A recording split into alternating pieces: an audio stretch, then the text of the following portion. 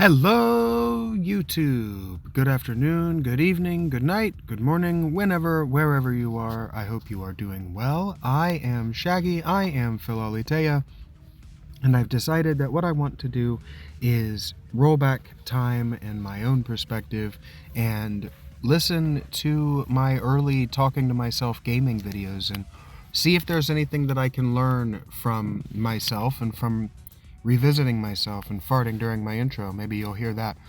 So, one of the things you're going to notice immediately is that not having the money to have good equipment is something that has always been a part of my creative journey. I couldn't afford the equipment initially to have a good mic. It required showing my girlfriend how much buzz my mic picked up in order to talk her into getting me a good mic. And, you know, she brought me into her life initially to support my creative work, so that did mean ultimately fulfilling her end of the bargain and getting that microphone. And so it's not good. The audio quality is not good, and I am intentionally talking slowly and meditatively because I understand that I am talking about something that I'm not really supposed to. I decided that the first video that I felt, or the first topic that just kept coming up in my life that I felt strongly enough to talk about, was the woke movement. And so I did. So what I'm going to do is I'm going to listen to what I had to say about the woke movement, and I'm going to play Brotato, and we're going to see what happens from that. I'm going to be stopping frequently to comment on myself, and we'll see how long this takes. Woke. Woke is a term that bothers me. Like, it doesn't bother me bad, like it doesn't make me angry, but it grates my teeth. It's like a high-pitched keening that hurts, you know, at the root of the teeth and the gums. And the reason it bothers me isn't because of the idea that they're somehow woke from a dream. That's fairly standard. And what I mean there is that it's fairly standard magical practice to claim that your esoteric tradition is waking up from the dream. There's nothing really sacrilegious or even impressive about making that claim. So that's not what I'm upset about that's not what I'm saying, is that's not what bothers me about making the claim at all.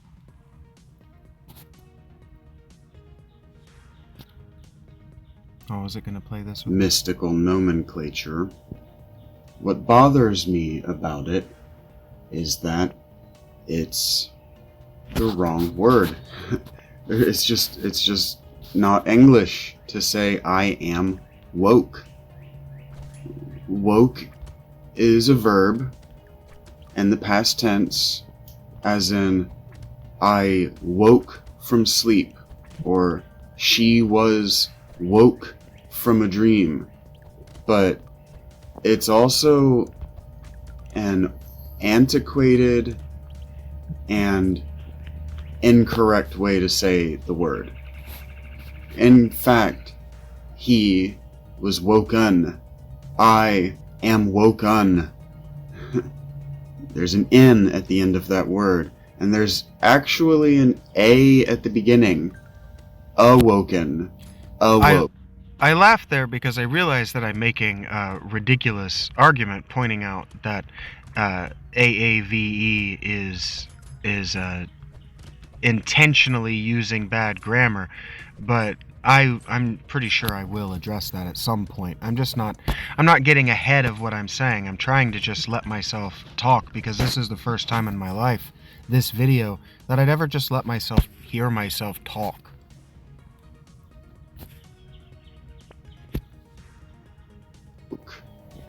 I am awake.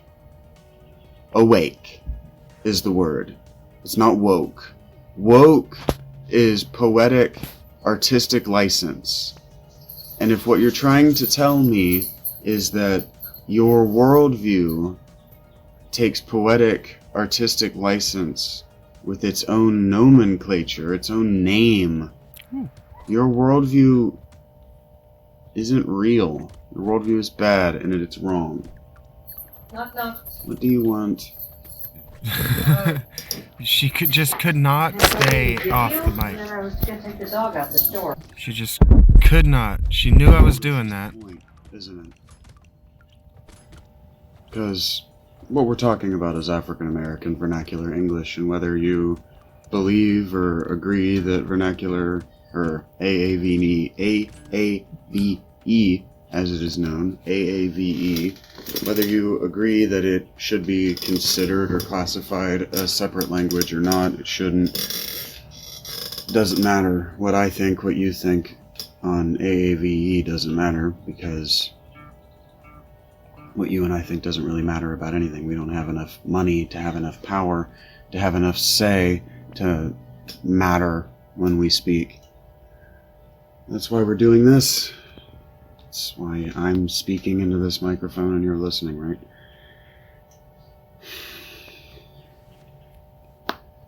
But not actually being English is the point. Because until, I don't know, about the 1960s, being English was a different thing from being American. See, we so thoroughly eradicated the idea, or the idea was so thoroughly incorporated into the American ethos, that we no longer know that there was once a hyphenated American discussion in our country. There was a heated and intense discussion in our country for probably about a century. Maybe more, I don't know. I'm not an American historian, and I don't really like the history of my country. I don't really care about it. But largely because it's predictable from where we're at. You can see it and go, well, I bet these things happened, and then you educate yourself a little bit, and then you go and read or learn about American history, and it's like, oh, yep, lo and behold, that exact thing that I thought happened is what happened, and this is why. But before about the 1960s, everyone was a hyphenated American, or could be considered a hyphenated American, because only the natives were native to this country, and even that is a conversation that had to play out in American politics.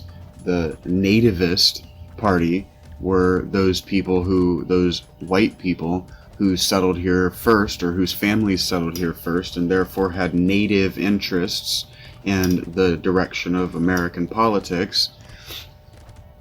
And their opponents eradicated them by pointing out that the only natives to this continent and to this country are the indigenous or Native Americans. If you're my age or older, you'll recognize this argument played out in politics again circa 2005. It's an argument that my country just cannot stop having because it's a ridiculous argument to bring up.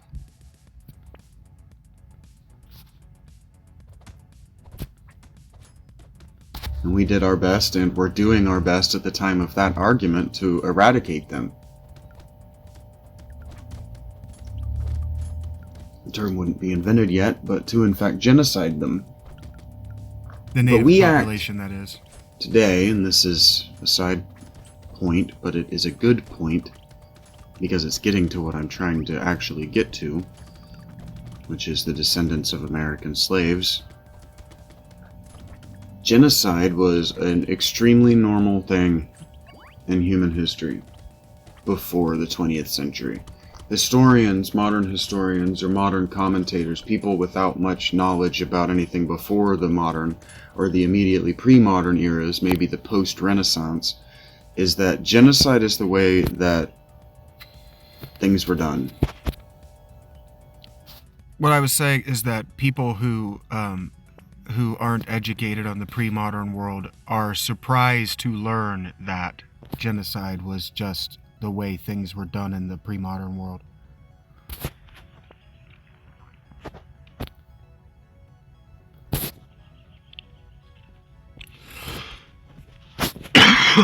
On every landmass in the planet, among every people, civilized or uncivilized. And that word is insultingly broad, civilized, but everyone did it. Because you Doesn't didn't make it want okay, but it was the a thing that people. happened. You wanted the land, because the land is where the resources were. It was only with the 18th century and the what do they call it? The African slave trade. I'm not going to try to remember what the company and what the industry is called, but the African slave trade was a result of having more land than people to work it.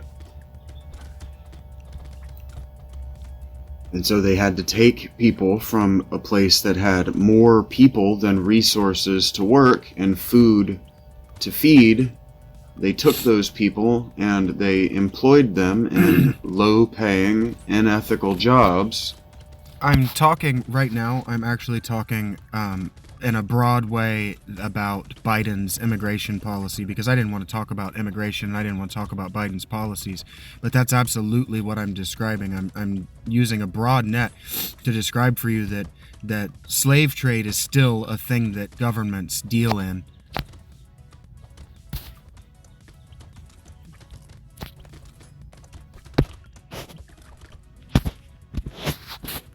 Because if they didn't, someone else was going to. So let's talk about the conversation of AAVE, because what AAVE is, if you take it from my perspective, AAVE is a dictionary or a glossary of commonly used artistic license aphorisms. So to say, I am woke, is to just speak the language wrong. It's just to speak the language ignorantly without being educated. And before you get all upset, ignorant just means to not know something. It doesn't mean to be stupid.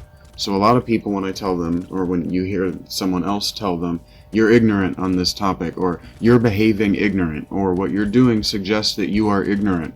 We're not saying you're stupid. We're saying that you have ignored the fact that you don't know what you're talking about before you started speaking.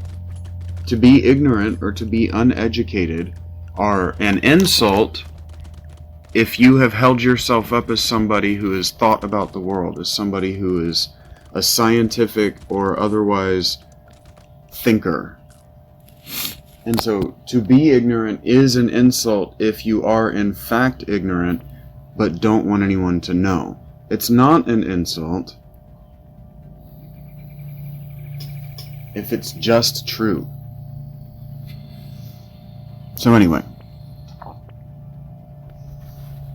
I don't want to stand by that. Call people ignorant. That's unkind.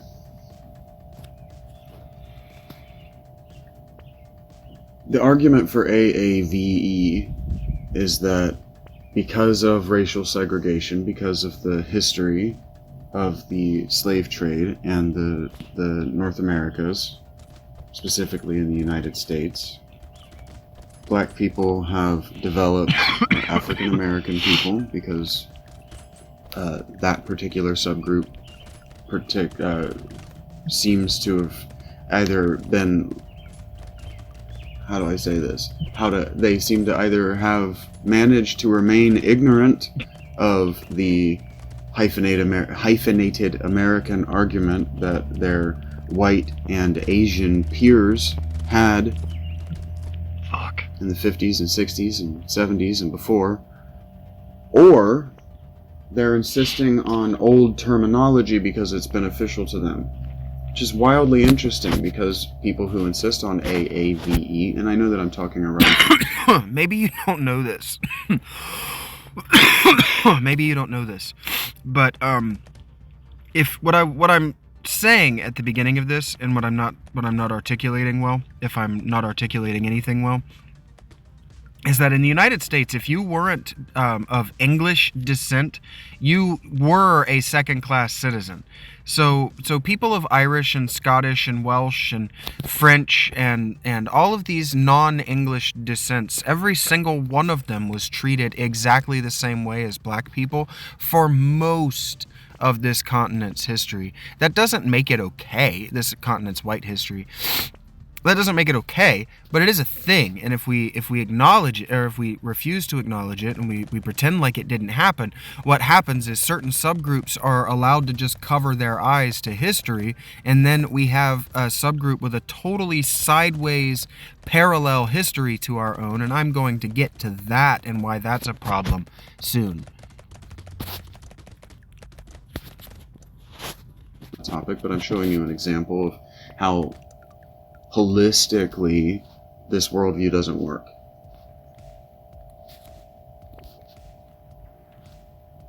They'll tell you that you're not allowed to call them colored. I'm not talking about the people. Or that you're not allowed to use the N-word. I'm talking about the worldview. Or that really you're not even supposed to call them African Americans anymore. But they refer to their culture, the subset of them that insists on AAVE being a real thing. And then I'm using the same argument on purpose. I'm using the same argument that Muslims use when they say, well, not every Muslim is a terrorist. And the reason I'm doing that is because in the 60s and 70s, this time period that I'm telling you was a major divide in our country, a lot of AAVE speaking people became Muslim.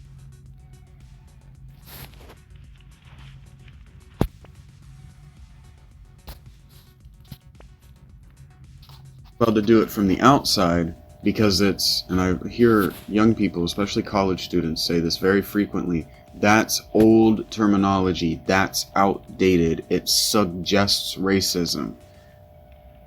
But African American is right there in the terminology of the vernacular English of the language. So if it's a real thing, then the naming the race, the language itself suggests racism of the people who name it. Thus. Right, because racism is a worldview, and it's a way of viewing the world. Let's just get right out and say it. And on a meta, from a meta standpoint, what we're talking about isn't, it's not black people, and it's not even broadly ignorance, and it's not even broadly the language, but I'm using the language for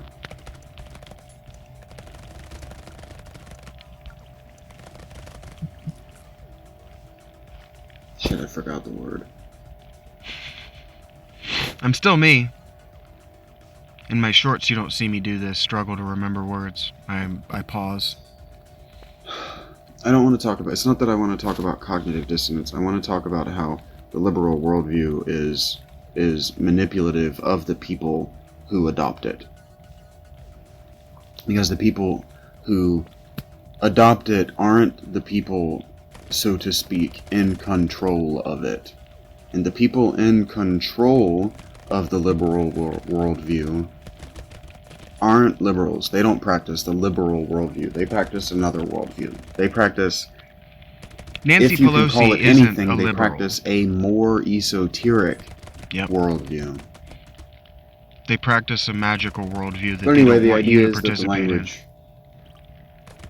the language is the result of however many hundred years of slave trade. But the slave trade, and why these people who want to say that, like, well, Africa's population would have been this many billions of people more populous or whatever, what they're ignoring and what everyone who complains about or is ugly about or who wants to say that anyone needs to be repaired for that slave trade. And sure, inhuman things happen, and injustices happen when inhuman things happen, and narcissistic psychopaths create a worldview that, how do you say this, that allows you to translate the trauma of doing inhuman things to human people. Those things can all be true. I remember the But it's also true that those people who were sold as slaves were captured in war. I remember Abu Ghraib. And so what happens to captives in war is that they lose their humanity. Because war is a descendant of... Really, it's a descendant of cattle ranching from our very, very, very, very, very, very earliest human ancestors. I'm talking 100 to 200,000 years ago. I'm wrong about very that. earliest I'm wrong human about how long ancestors ago figured it out went. how to It's domesticate, or at only least actually how about 10,000 to years old, but yes, it goes back to the start of follow civilization. horses, packs of horses, how to ranch them, exactly like cowboys did and do in the American West. It's the exact same tradition. It's not similar, it's the exact same. In fact, before the 6-shooters, it was even about as effective. Arrows, obsidian arrows, and the weapons and tools that our very, very earliest, and I could keep saying varies, our very earliest ancestors had were equally as sophisticated as those muskets and those rifles. They Our just earliest ancestors, I came to learn, Because are actually much younger than I realized. I thought at the time that our earliest ancestors, that the human ancestor, the human being, was behaving the way it is, the way it does now, as long ago as 200,000 years, but that's actually not true. About 12,000 years ago, maybe 10,000 years ago, something dramatically changed, and we actually do behave different than the species of humans who cohabitated with other human cousins like the Neanderthal. humans take our natural resources and we sophisticate the tools that we're able to make with them so that we can master our environments. All of these things are true, and they're all building to a point. They're all the same thing. I'm talking about the same thing. So the conflicts in the American West between United States or American ranchers and indigenous or Native American tribal peoples were, in fact, the exact same conflicts that were happening significantly more recently in human history. I mean, 5 to maybe 15, probably not that long ago, 1,000 years ago. Yes, with those domestic he's horses. right about that. Exact same conflicts. So the conflicts between humans are the exact same conflicts. So when they were going to war and they were rounding up all of the people of the village whom they didn't kill in conflict and selling the ones that they had captured in conflict, what they were doing was they were emptying the land. They were emptying the land of hostile people, because your village, your people, the people that you belong to, can never have too much land. Now, we know that that's not true, because you can be Spain and you can be England and you can be France, and you can suddenly have what seems like all the land in the world, and it's largely empty. But the reason that North America was largely empty was A, resources, and B, because of the way that the native peoples controlled their populations. The Spanish were absolutely horrified by what they found with the South American peoples. And today we humanize the South American peoples because the Spaniards they spent so much effort to dehumanize them. But if you look at them with an Enlightenment worldview, if you look at them with any kind of humanist sensibilities, they weren't human. Like in any way, the South Americans, the Mayans, I think, that's just not human. Even if the 80,000 people sacrificed as victims from war, from conquest, people captured as the result of war, and 80,000 people over 2 days sacrificed by having their hearts ripped out atop this pyramid, lined up the steps one by one. Take one more step, walk across the platform, get your heart cut out. 80,000 people, even if that's exaggerated, even if it was 8,000 people, even if it was 800 people, even if it was 8 people, by the standards set by humanism and by the Abrahamic faiths that have extended, not just the Abrahamic faiths, actually, the Indo-European faiths that have extended from, frankly, from the Asiatic coast, China and Korea, all the way to west to the Atlantic. That ethos of not killing one another in the name of a sky deity, that's very recent in human history, but both of these continents of Europe and Asia, I'm not in either of those continents, I'm seeing them in my mind, trying to remember their names, is why I said it that way, but both of those continents agreed that this can't happen. Human sacrifice and as population control can't work. So what they came to was chattel slavery and genocide. Because to circle back around, what they wanted was the resources of the land. They wanted the natural and they wanted the mineral, is what I'm trying to say. They wanted the mineral resources, but they also wanted the etc. natural resources, which in modern thinking is like oil or like natural gas, right? Various metals, but to them would have been sources of fresh, clean water,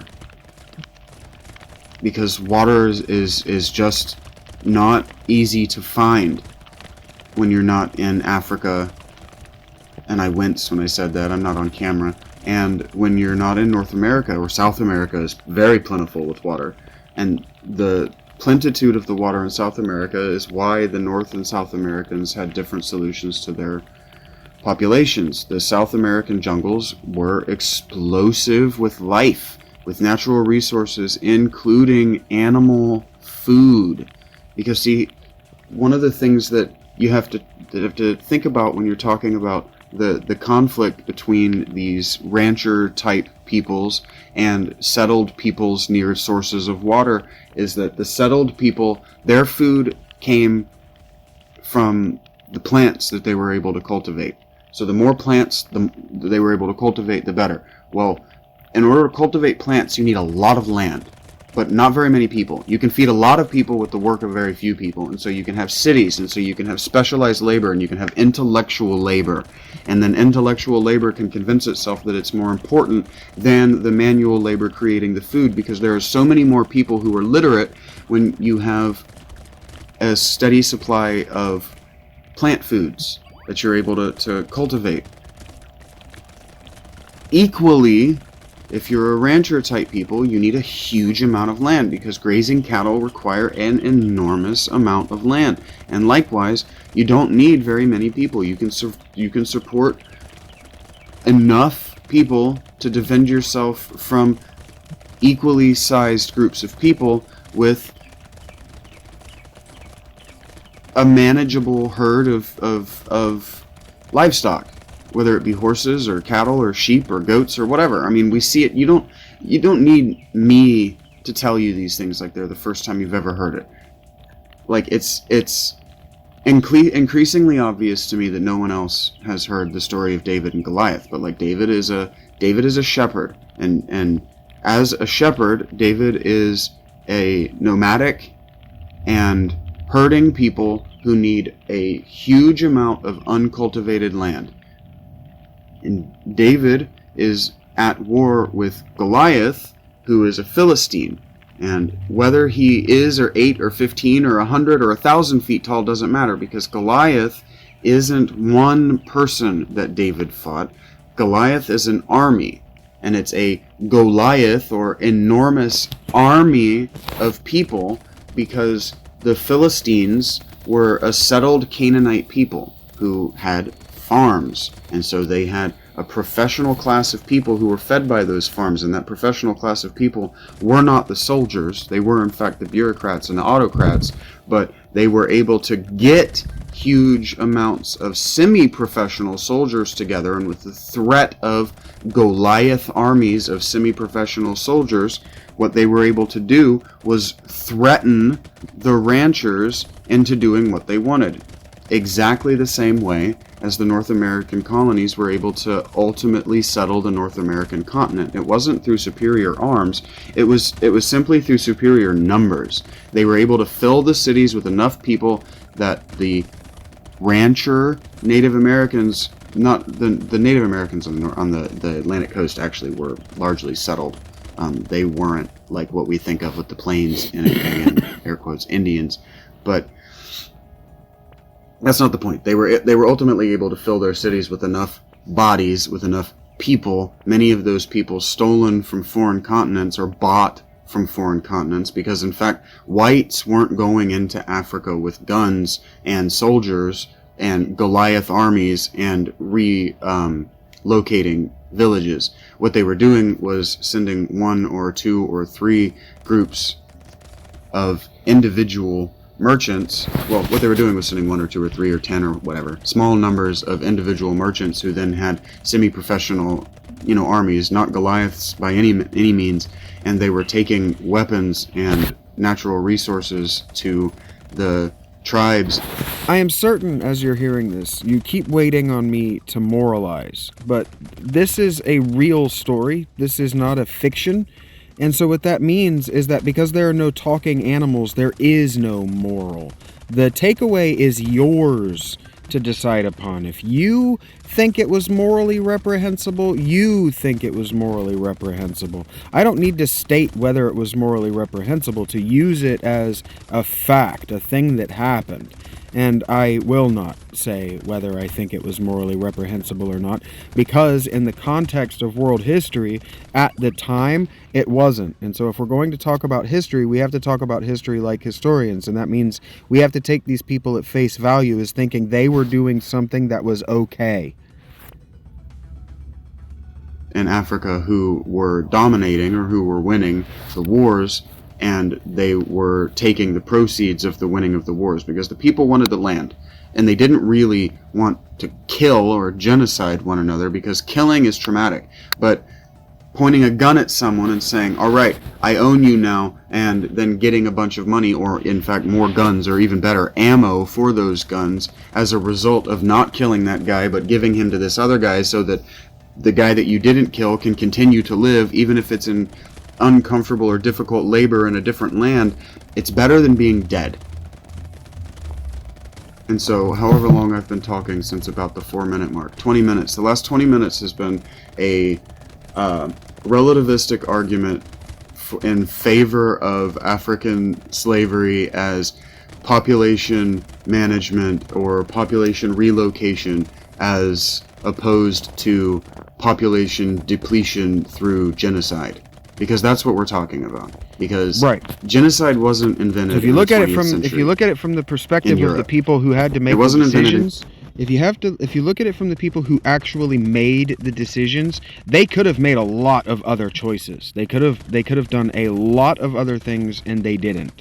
That doesn't mean that they're not morally reprehensible, or that you're wrong for thinking they're morally reprehensible. And it does mean that if you want to follow in their footsteps, you have a lot of explaining to do to your lived culture today. God damn it. Europe, and it wasn't invented in the 20th century. Genocide was invented when the first group of humans ran out of land, had too many people, and wanted the land of a less populous people. That's when genocide was invented. So it was probably invented before there were even Homo sapiens sapiens. A lot of people want to think that maybe Homo sapiens extincted Homo sapiens neanderthalis through genocide. But that doesn't appear to be the case. What appears to be the case is that, like the Saxons and the Angles misplaced or displaced or just became more populous than the Bretons in southern Britain, and that looks like an I didn't know when I was talking a year ago that the things that I know aren't common knowledge. So I'm talking about deep history, and I'm talking about the Anglo-Saxon, what used to be called the Anglo-Saxon invasion of Britain, the British Isles, and I'm talking about them like you know them, because I'm giving you the credit for knowing them and for having access to Google. I'm assuming that you have access to Google, and now you actually have access to Ask here on YouTube, and you can just have YouTube tell you what I mean if I'm talking about things you don't know. I would recommend using it. And not from me being a dickhead perspective. I use it to double check that I wasn't being racist. erasure, or it looks like a genocidal replacement. What it is, in fact, is a becoming more populous than. I don't know if there's a word for that. But they didn't replace the people. The people remained there. The Neanderthals remained in Their way of life wherever they literally were, became Europe, more popular. right? There were just fewer of them than of their human cousins. There were just fewer Bretons in the immediate area that the Angles and Saxons settled in, and the ones who remained, the Angles, the Bretons or the Neanderthals who remained, Neanderthals. I'm really struggling. their children just weren't Breton or Neanderthal anymore. Yeah, there we go. And then their children weren't Neanderthal. half Breton or half Neanderthal anymore, and then their children never weren't talked a about quarter this out Breton. loud and before. then you get to where we are, and it's like whatever 1.5% of the human genome is Neanderthal, right? And you get to, and you start digging around in the genetics of English burials and modern English people, and it turns out that it's about right if there was a population mixing and not a population replaisure. And so what wasn't happening in Africa, and what isn't happening with the AAVE, is that African people were not done a historical injustice beyond any other surviving people. And AAVE is not a real language. We're still So mass I think migrating that the them out argument of their is that nations AAV to is protect supposed them to be like from the instability a pigeon or of their leaders. I don't remember what they call those. I think it's a composite language. I think that the idea is supposed to be that. But those languages, pigeons and composite languages, I believe, are the nomenclature. I'm not an expert. I've only read a book on it, or taken a class on it, as college students are so wont to give themselves expertise because they took a class on a thing.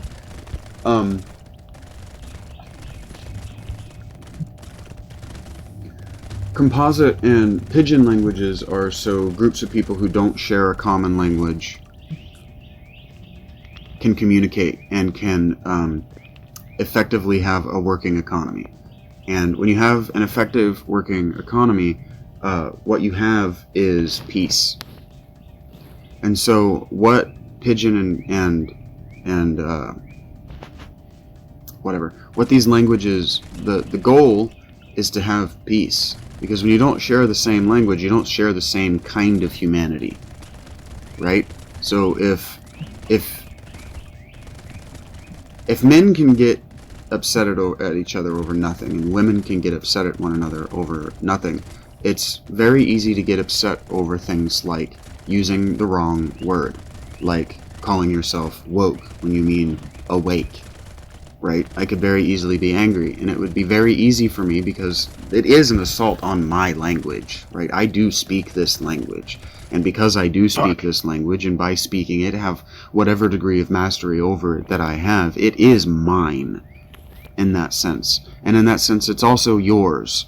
And because we share it, right, we share certain assumptions, and assumptions that we share, right? So I began this by saying that AAVE isn't English, and then I continued by saying that not being English is the point. And I don't mean not being the language that we call English. What I mean is not being like the people whom we call English. Because the people whom we call English, there's this bias in the English language that the people whom we call English are also the people whom we call white. Because in this language, to be white doesn't mean to have white skin. To be white means to be pure. It means to be good. So when I said earlier that AAVE is bad, right? What the language is doing is saying, well, this is a black language. This is in fact an evil or a bad or a ignorant or an uneducated or an unclean or in whatever way bad or poor language. There are an infinitude of words that mean black and that mean white. I mean, that's why the Taoists, that's why Lao Tzu was very clear about the yin and the yang, right? The yin and the yang. The circle with the two moving the two moving circles within it that imply half circles that kind of look like a teardrop, and then the opposite colored circle on the inside implying a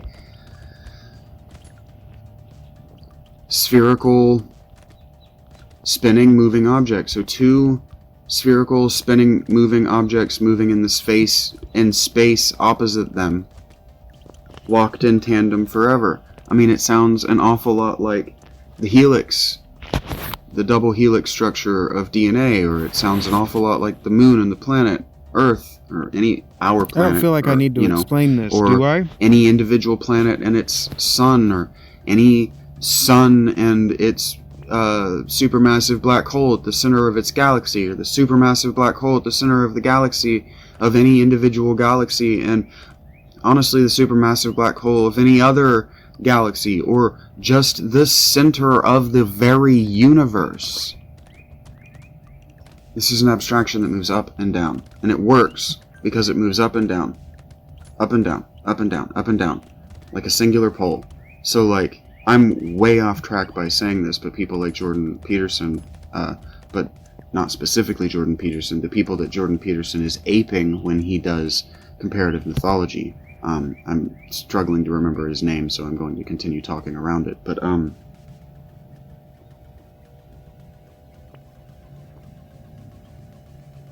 you got it, big guy. oh my god, the hero with 1,000 faces. Joseph Campbell. People like Joseph Campbell are impressed by the idea of the totem pole, or the world pole, or the world totem, or like this. It's interesting. I was just thinking This about one this pole the other day. That represents bit, being maybe a and couple of unity in weeks the ago. world. But what they don't understand is that one pole is a manifestation or an abstraction. If we're not actually talking about totem poles, or we're not actually talking about towers, right? Or what are those damn things in Egypt called? Pyramids, big guy? What are those damn things in Egypt called? Pretty sure you're Obelisks, talking right? I was wrong. They say that these represent like an abstraction of like of a world pole, right? And that the world pole is in some way like the world tree, and that the world tree in some way like represents Axis hierarchical mundi. order, but they're just dead ass wrong about that. What it is it's an it's a pole, like a pole, a totem pole, or a tower, or a pole, like metaphorically what these things are, is they're an abstraction of an idea that works at every level of abstraction. Yep. So like a tower, like the Tower of Pisa, I know it's leaning, right? But when you're standing at the top of it, it's the same, it works. The tower functions for you as stander at every level of the tower, every level of abstraction. That's what that means. It's an idea that works, that has a through line, like That's why the Empire State Building, an electric and the power Sears cable, Tower, right? all these It buildings has were such a a big through deal that line they got them that to works stand. forward and back, up and down at every level. It doesn't like a Christmas tree light, right? Like a string of Christmas tree lights, Principles right? of Like if there's a engineering blockage work in the up and flow of down every electricity, all the lights abstraction. won't turn on, right? That's a working idea. And what I'm telling you is that AAVE and this whole idea of insisting on African Americans being a different people inside the American people, different and special people within the American people, a new Jerusalem is in fact the idea. They want desperately to be in exile in Babylon. They want desperately to be There this are books about this. I don't have to this, prove this. It's very real. diasporic people. Diasporic.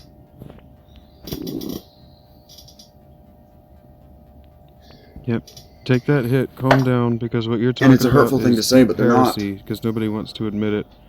First of all, the Jews are unique Nobody wants in to that they talk know about where it. they came from. They maintain that Yep. story in a particular kind of unspecific specificity that allows them to remain a common people. Excuse me, to remain a common people in diaspora. Yep. Nothing wrong with that either. Which is unusual, because once a people It is go into unusual. diaspora, they just become absorbed by the greater people. That's what I was talking about with the And Anglo-Saxons exactly earlier. the same way as what I was talking about when a greater people move into an area and absorb the less populous people.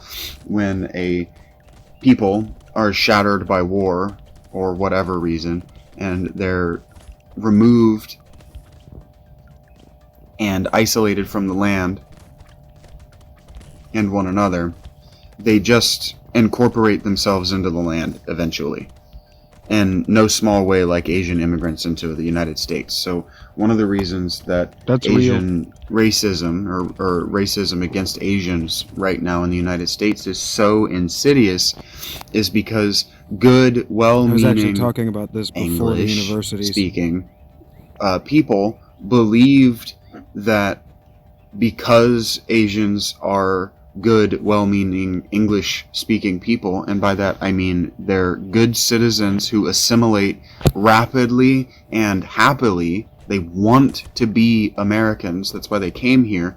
Good, well-meaning Americans have just allowed them to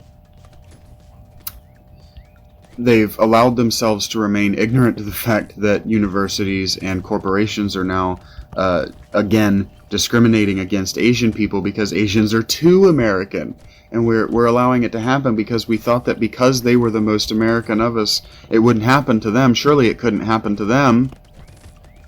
Again, I mean, it did happen to them. We did enslave Chinese people. Like, let's not act like the Japanese weren't put in internment camps. But we assumed that because we had come out the other side of the hyphenated American, that because they weren't Chinese, and because they weren't Japanese, and because they weren't Korean, and because they weren't Laos Americans, Vietnamese Americans, I don't want to etc. your entire country, but there are a lot of you. Because they weren't hyphenated Americans, because they were American Americans. They were Americans first and Americans last. They're a target. But so, that's why white people have a target on their back, right? Is for being Americans first. And that's why not being English is the point of AAVE. Because whether you're average AAVE speaking or believing or whatever, American believes it or not, the anger isn't with Americans. Like, the black anger isn't with America. Their anger is with England and the East Indies Company, or whoever the fuck it was. And the reason that they're demanding reparations and that they're demanding to be given a booster seat or to be given better shoes than their opponents so that they can run with maybe a little bit more comfort, if not faster, right? The reason that they want these things isn't because they think that America did them wrong. What they think is that America stood by and didn't do anything. And so because they didn't do anything for so long, they're somehow owed interest now that America is doing something. But, like, America used to be a meritocracy, so the reason that America didn't do anything, and the reason that America continues to not do anything, is because nobody gets reparations for what the English did to them. We're all of the white people that are here because some monarchy did them wrong. Whether that monarchy was a king of France or Spain or Germany, or one of the monarchies in Italy, or the Pope, or a demagogic priest. They were coming here for freedom. And they didn't just get freedom. Like, it wasn't just given to them. So, like, you'll hear conservatives make this point a lot, that a lot of people fight and die to preserve American freedom. And in fact, the American Armed Forces have, since at least the 1960s, done more to endanger American lives and American freedom than, in fact, they have to protect it. But that's unimportant, because it is true that at one point, our ancestors, if you live here, whether it was your direct ancestors of blood or your cultural heritage is of people who fought and who died to preserve their right to speak English and to preserve their religious and secular freedoms from tyranny. And so what I'm telling you right now is that AAVE is wrong. It's a bad worldview. We've already built out how it's a bad worldview. It doesn't work at every level of abstraction. You can't speak scientifically and you can't speak clearly in AAVE.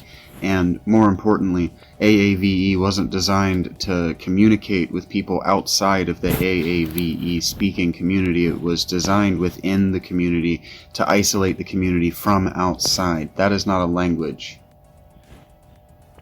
It's a mind fuck. Code. Yep. It's a cant. That's a religion. That's a worldview. It's a secret religion. It's a mystery cult. If you believe the AAVE worldview, you believe that you aren't as good as your non-AAVE speaking people because you're ignorant and you know you're ignorant. And I'm a cultist in public. Aware of one's ignorance I'm allowed is to the talk worst about kind this stuff. of awareness.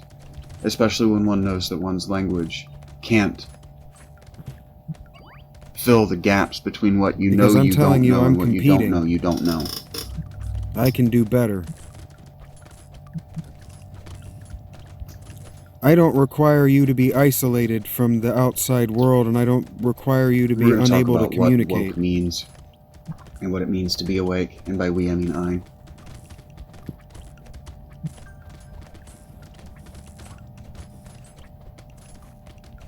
So let's pause there and let's transition. Let's talk about darkness. Let's talk about what ignorance and what whiteness and what blackness. Ignorance and knowledge, knowledge, or the characteristic of knowing, right? And knowing is certitude, right?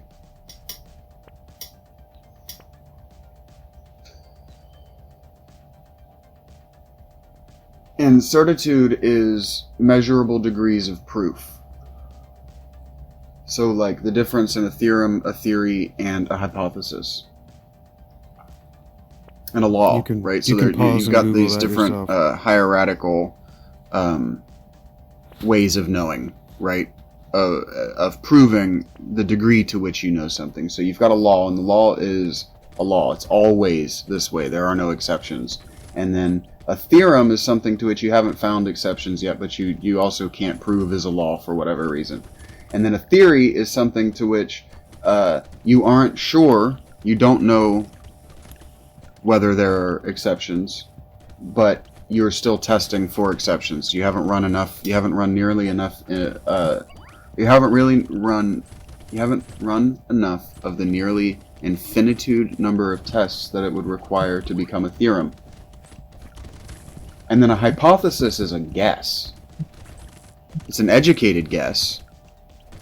But a hypothesis is, in a lot of ways, the first throw in a javelin toss. Like if you're trying to see how far you can throw a series of javelins, you want to know for certitude what your maximum range, or your average range even, with throwing javelins is. Like, the first javelin is your hypothesis. Well, this is about how far I figure I can throw it.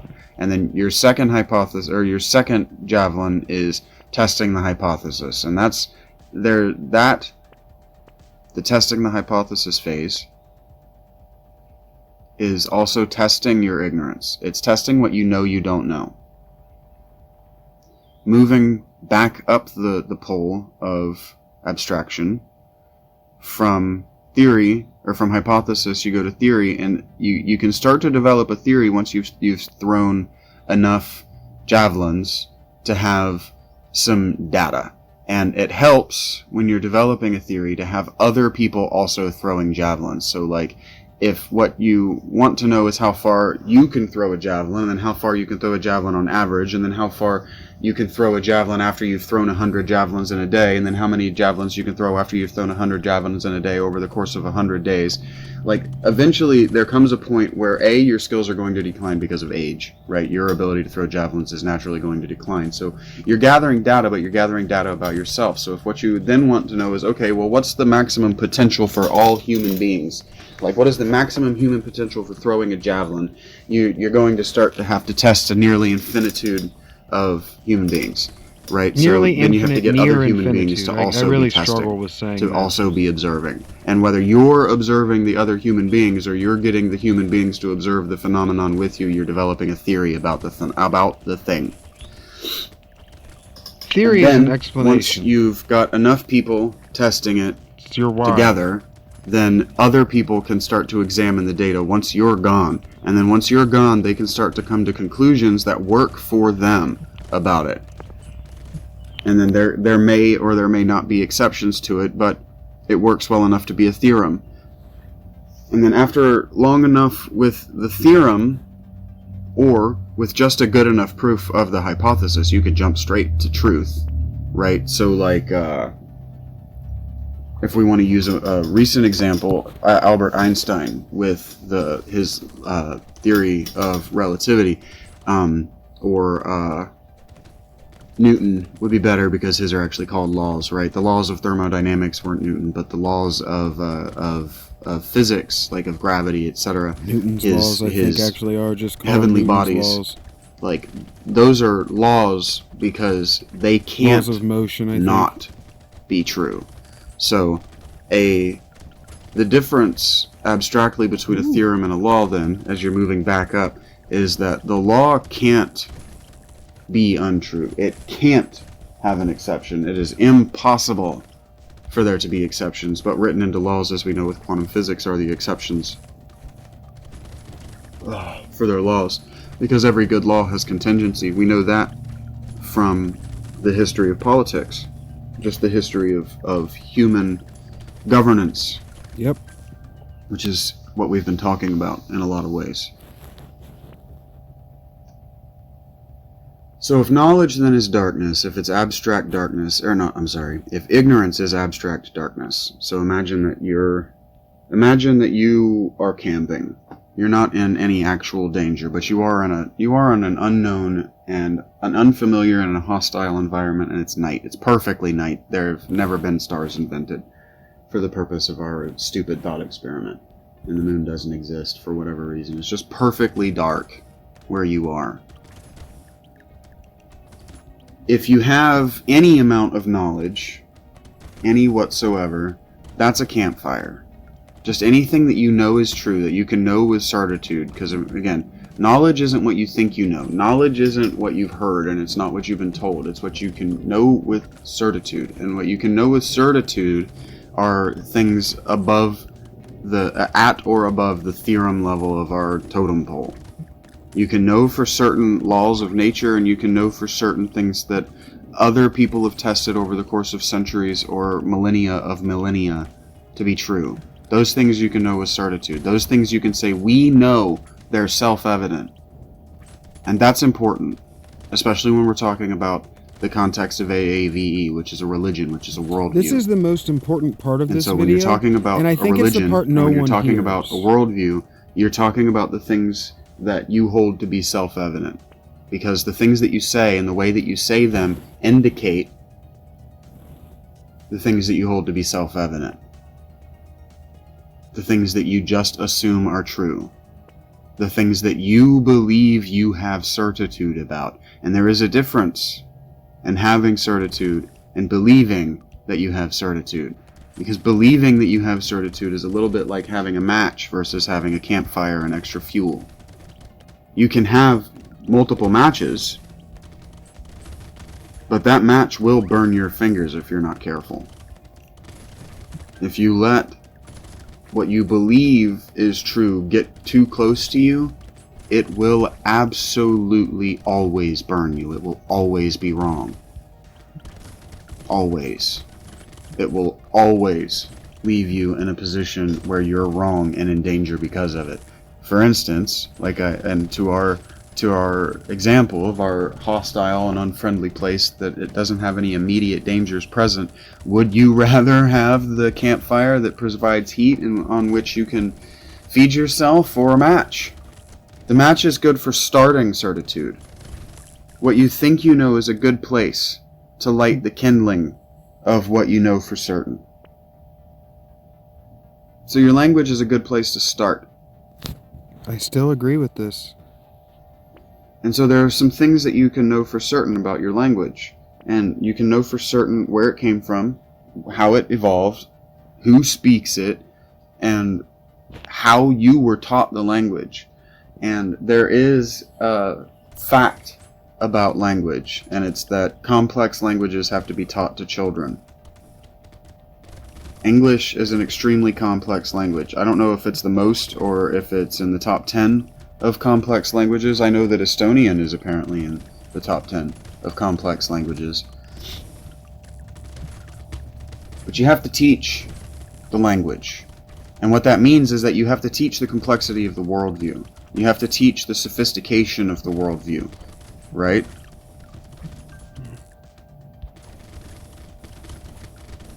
AAVE is a woke language. And what that means is that it's an intuitive language. What that means is that it doesn't and it can't be taught.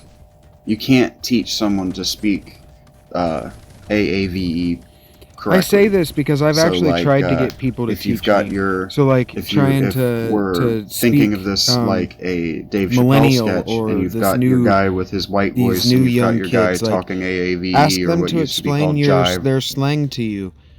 Ask these young kids to explain their slang to you, and it gets hilarious trying to hear them explain skibbity bop, whatever, all this dumb shit they say, because it doesn't mean anything. It's designed to mean nothing. It's designed to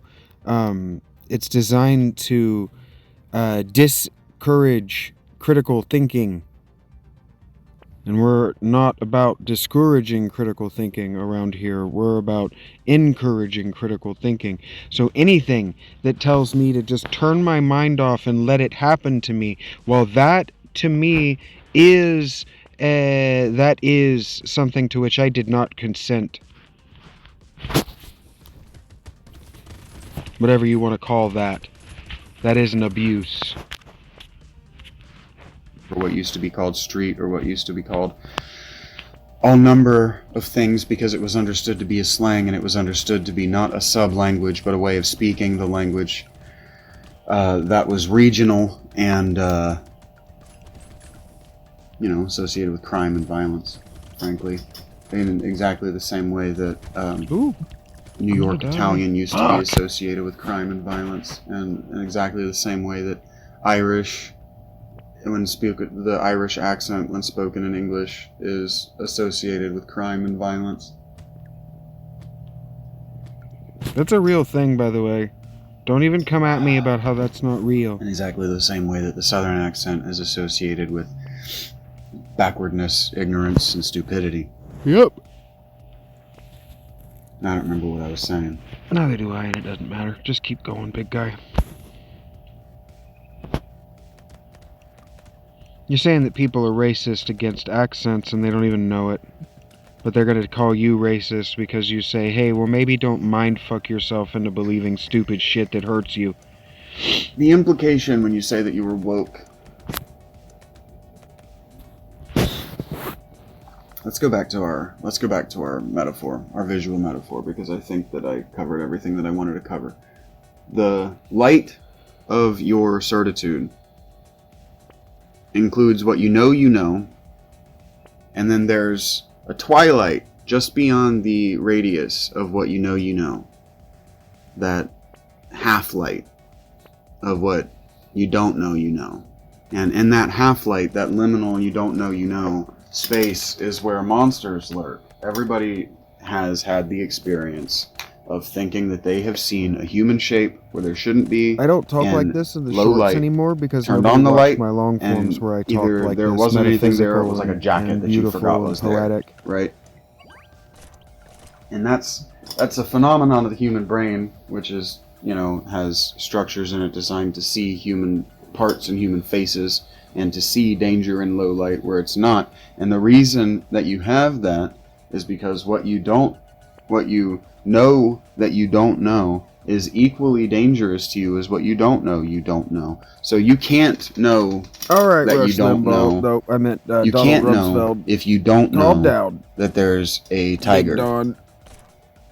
and the ultimate darkness beyond the twilight of what you don't know. You can't know that.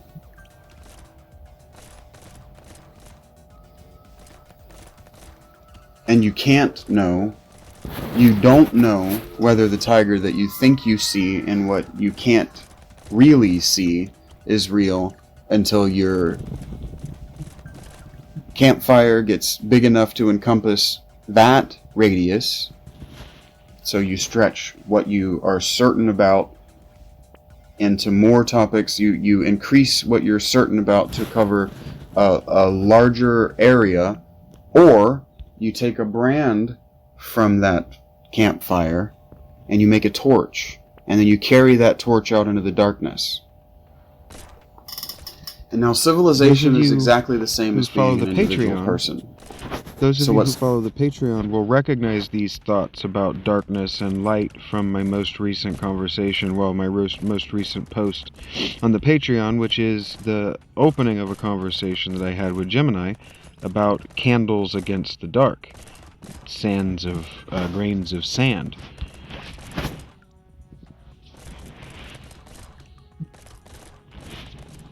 Damn it.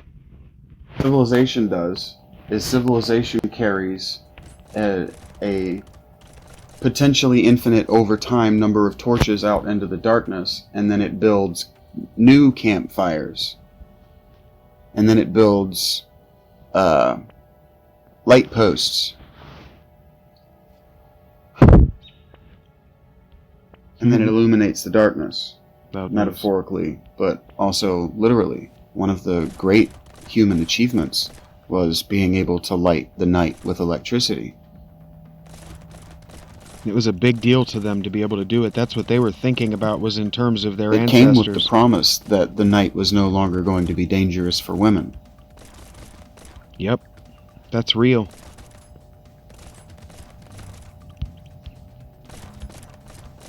So now we have a working model of what it means to know something with certitude, what it means to not know something with certitude, and what it means to be unaware that you don't know something at all. Being a human individual, you can either build that central circle up, or you can carry torches out into the darkness where you can meet other torchbearers. That's what we're doing here. And you can rely on their certitude to light up areas of your uncertitude. I need to know what you guys know in order to know what to talk to you about. And literally, as individuals and as a society, we need other individuals and we need other society. So when I'm talking about AAVE, and I'm talking about knowing what you don't know and lighting up the darkness, what I'm talking about is, again, demonstrating that the language doesn't help its speakers. It doesn't help its speakers because it doesn't allow them to communicate with people outside the language. I don't think that's clear. In fact, because my language is a bleeding heart. But I'm actually being empathetic of people who are being taken advantage of. From directly understanding you, because you're speaking in aphorisms and you're speaking with artistic license. You're using words to mean things other than what they mean. And so what that means is when you're speaking with AAVE, you're intentionally misrepresenting reality. You're hurting yourself. You're hurting yourself speaking only in slang. But that's a consistent through thread in my work. I noticed that as a young boy. In old language,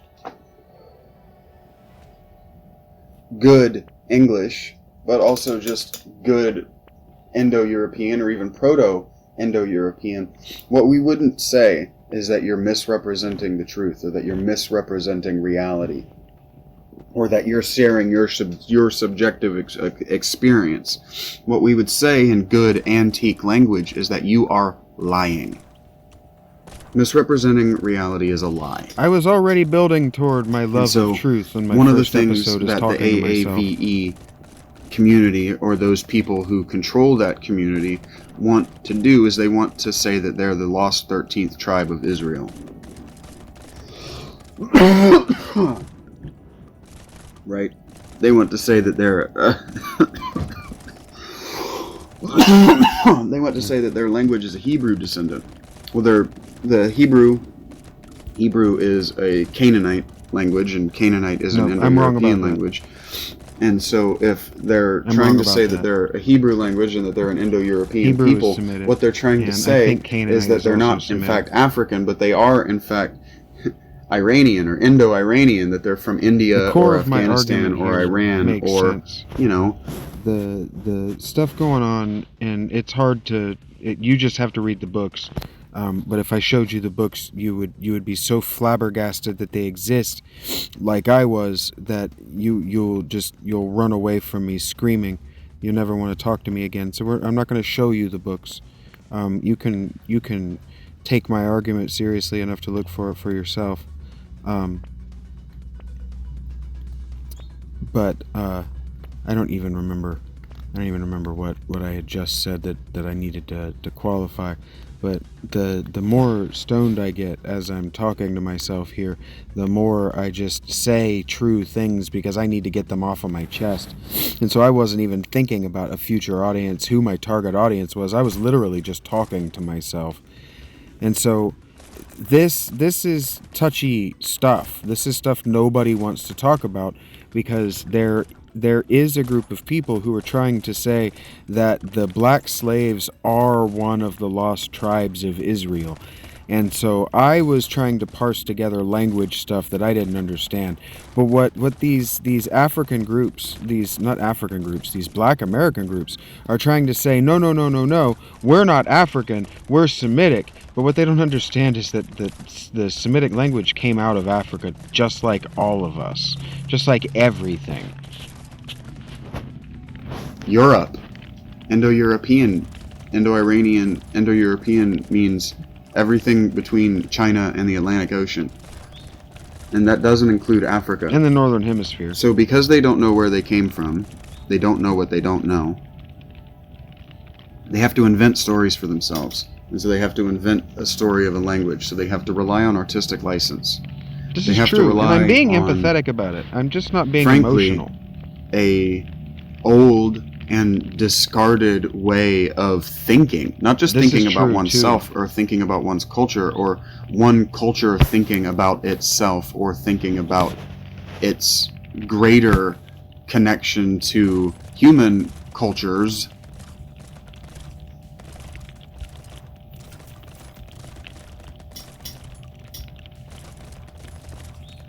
I don't remember what I said before that. I was trying to articulate that because they don't remember where they come from, they feel like they have the right to just invent it because they think that's what mythology is, but it's not. I mean, it kind of is. That's what Virgil was.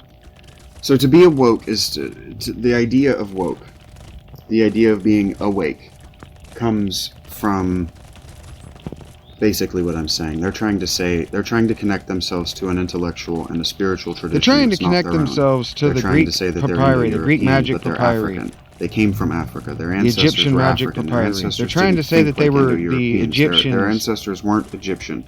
Their ancestors weren't Mediterranean. They weren't. Right? Even the Nubians, even when they conquered southern Egypt, weren't Egyptian. They were Nubian, and they lived and built in Egyptian styles, and they used Egyptian artists because Egyptians didn't go away just because their ruling class were Nubian now. But the ruling class were still Nubian. They were still culturally Nubian. They were still ethnically Nubian. They were still racially Nubian. They were still genetically Nubian. They still looked like Nubians. They thought of themselves as Nubians. They spoke a different language. They were a different people. It mattered to them. And so the idea then is that AAVE so we don't get to sets say black it doesn't people matter up at as all. a different people. So they're speaking a different language. They're a different people. But their language and the way that the language expresses itself is... I mean, we're talking like a 7,000-year-old worldview. And and means of expressing itself. We're talking like the way that they talk and the way that they express themselves and the way that they utilize artistic license is pre-Gilgamesh. I mean, we're talking pre-civilizational, like as we would understand it. We're talking proto-human. And so what they're asking us to do, in a broader sense, the black community, they're asking us to let them reinvent civilization within our civilization, because they've read in the Bible that the Hebrew people were able to, or they've been taught that the Hebrew people were able to reinvent civilization from within civilization. But the Hebrew people didn't do that. So what they're trying to do is they're trying to model themselves as the 13th tribe of Israel, and they're trying to reimagine the United States as Babylon. It's dangerous to everyone to think that way. If you want to come at fundamentalist Christians, you have to come at fundamentalist African Americans. For granted that everybody knows is that Hebrew was a language that did in fact die, but that should have died 300 years before it did. Something like that. Because the exile in Babylon is significantly more recently than I realize. I think that it was like, I want to say it was like 100 BC, because I want to say...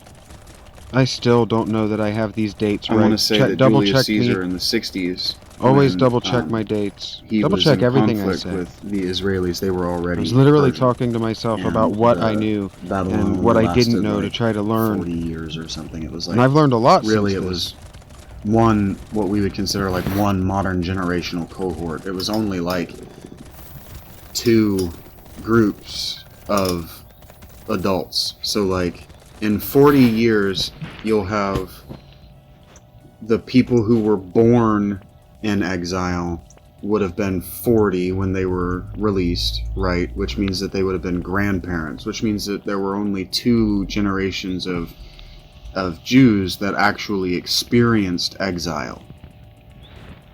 And so what the blacks are trying to do is they're trying to... That's what they call themselves, which I don't think is black people. I do think is a very, very, very, very, very, very small group of maybe 10 black people with black skin color who identify themselves as black. People like Kanye West. But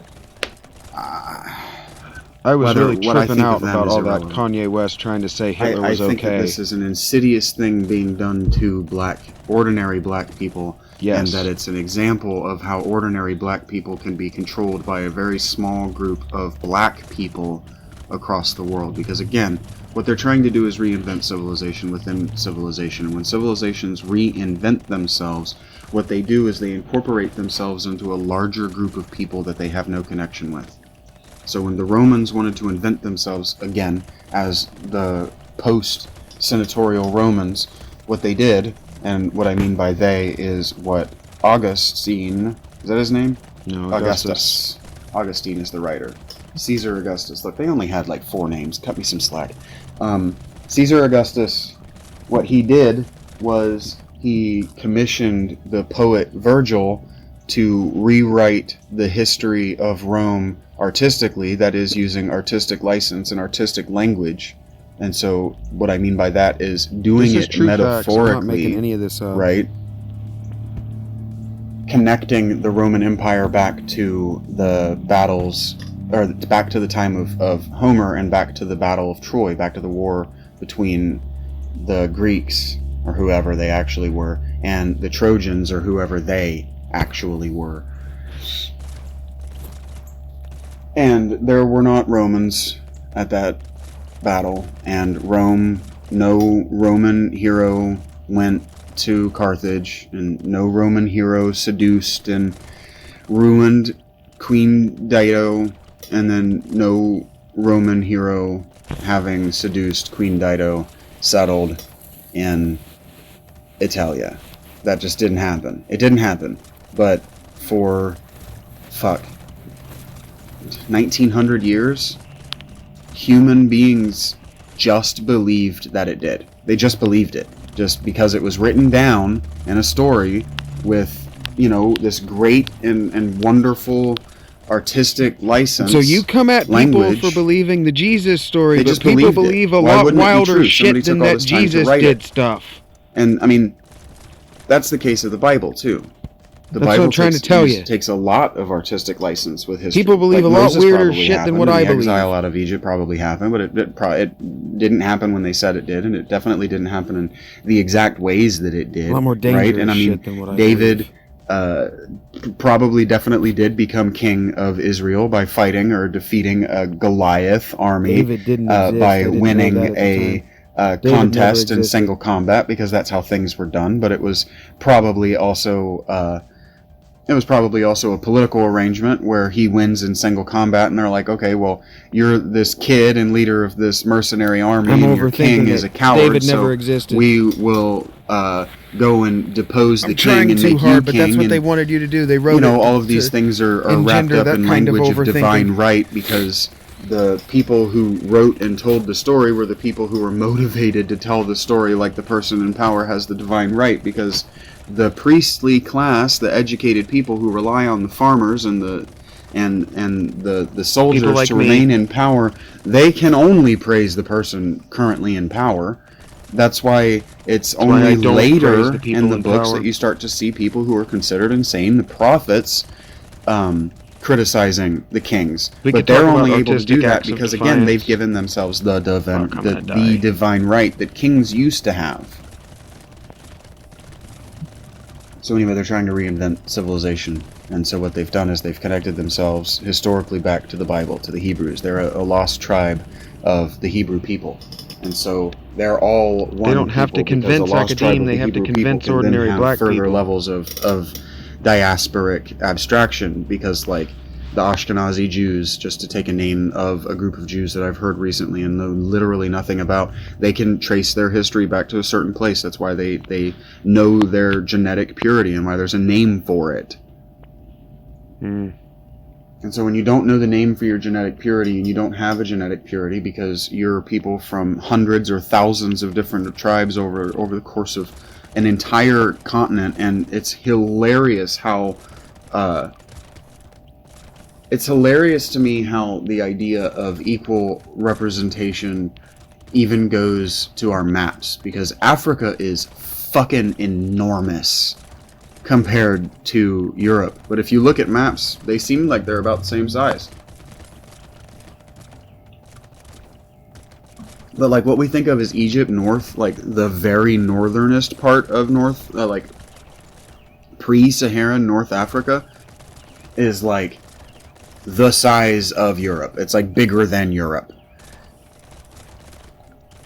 Africa's The huge. difference is that there's a great big fucking desert in the middle of northern Africa, and there aren't any deserts in Europe. So we're back to the same situation I was talking about before, when we're talking about population versus the land and its resources. And see, in the world that we exist in today, what we don't have is too much land. What we do have is too many people to we have what we have is people, a lot of people, and so we figured out that we can throw people at problems. Historically, they used to throw people at problems. So you would empty the land, and then you would throw the people onto the land, and then when the land got too full of people, you would throw those people at another land, empty the land, etc. That's the way that the Indo-Europeans have done it. That's why the Nazis called back to the so-called Aryans, or noble race of people, because they basically laid the seed for the nobility of the entire Indo-European continent and subcontinent combination, however you want to say that. That entire area, that huge landmass, was settled by people that all spoke the same basic language, that all came with the same basic worldview, and that worldview was replace, overpopulate, replace, overpopulate, rinse, repeat, until there's no people that don't speak languages like yours, and then you do it to one another.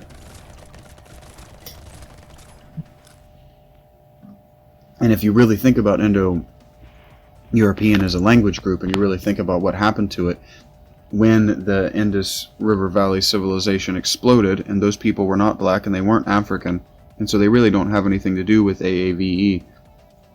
except insofar as to show how languages move around and what languages can be used to do. Some of the people that were in the Indus Valley civilization and spoke Indo-Iranian or Indo-European went east and became the Hindus and the Vedic authors of India, and were then replaced again by another Indo-European speaking people, the Aryans, right? Or noble race, who then established that the Vedas were the way that the noble or Aryan life was lived. And then I've got this close enough. I think they're actually the same worldview, people. the same kind of people. The Aryans, settled Europe, and so that's why the Nazis tried to track themselves back to that nobility that used to be so dominant it's just a word in Europe, that means and noble. That's not what they called themselves. Occulted. It went underground, or it became hidden with the Protestant and French revolutions or reformations, whichever words you want to use. These people didn't know their languages were that similar. They hated one another. So they're trying to create their own like civilization, Steelers and what fans they've hate done Ravens is they've fans. created an environment where, because, let's call it white, or let's call it European, let's say it this way, because European civilization at the level of the nobility had become so white,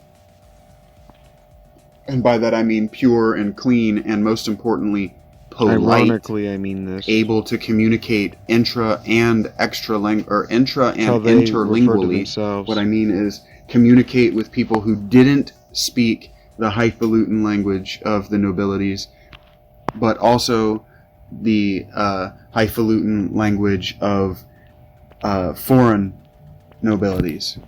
So, like, being a rich person and living in the United States, you were still expected to speak French and Spanish and German at one point. You were supposed to have some fluency. Now, to be a rich person in America and to speak those languages, there's like what's wrong with you? But that was a slow evolution over the course of that comes from the England. Post-American Revolution. But if you learn to speak English well enough to understand that what you're saying when you speak AAVE is largely nonsense and largely not what the words mean, you run into conflict. And it's the conflict between what woke means when they say it and what awake means when people who know what they're saying say it. So the idea comes from the Upanishads. The reason I'm talking about the Indo-Europeans and the people who went east into India and how they're not Africans and they weren't black and they're not Hebrew, and these people today who are insisting that AAVE is what it is because of the worldview that I'm about to lay out to you, they're not those people. They don't have that culture. They are culturally appropriating another people's ideas and worldview. The idea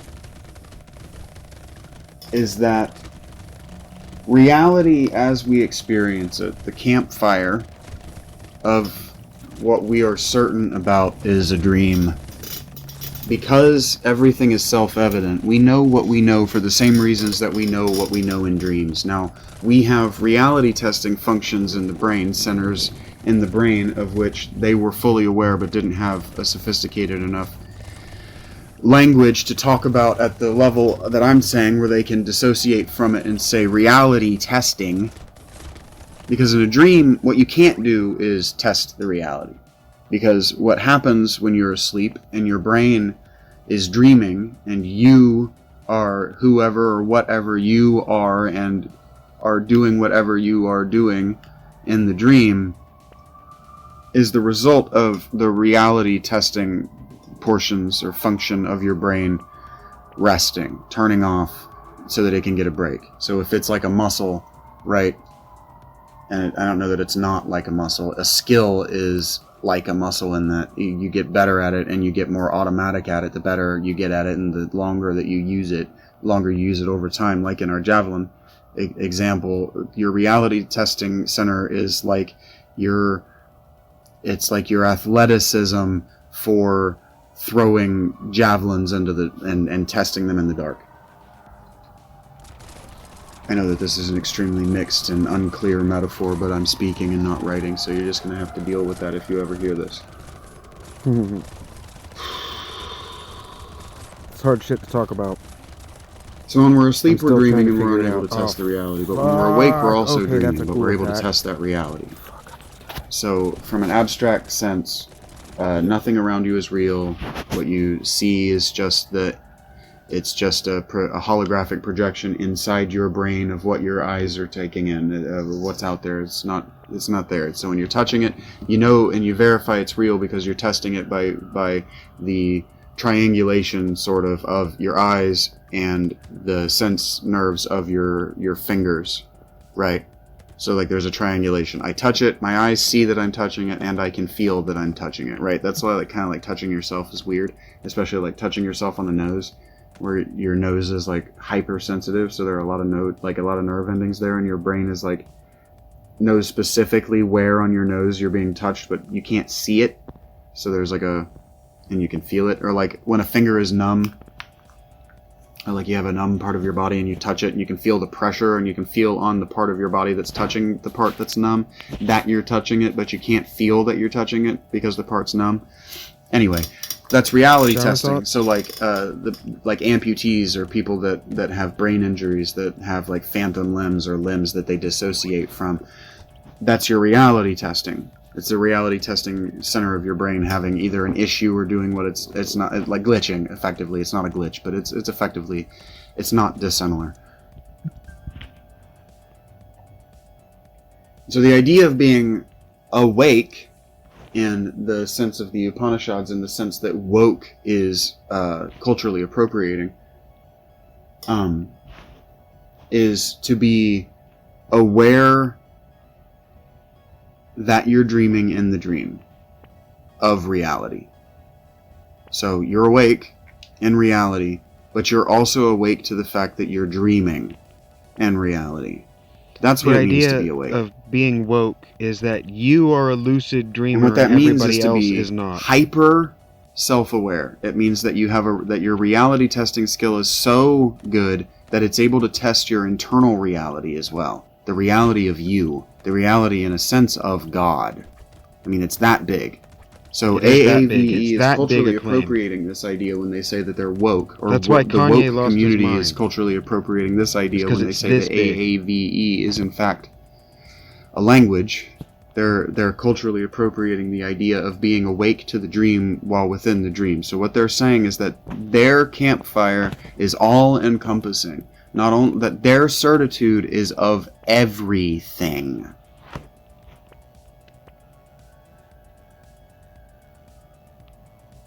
And frankly, I find that insulting because my certitude is of everything. And that's me being ironic, because the next line is to say that my certitude is like Socrates, that I'm certain of nothing, and therefore I'm smarter and better than you.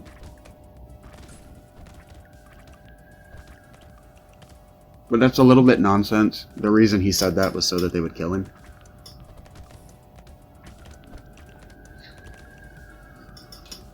Like, we tell that story to college students wrong. Or college students learn it wrong, because when you hear,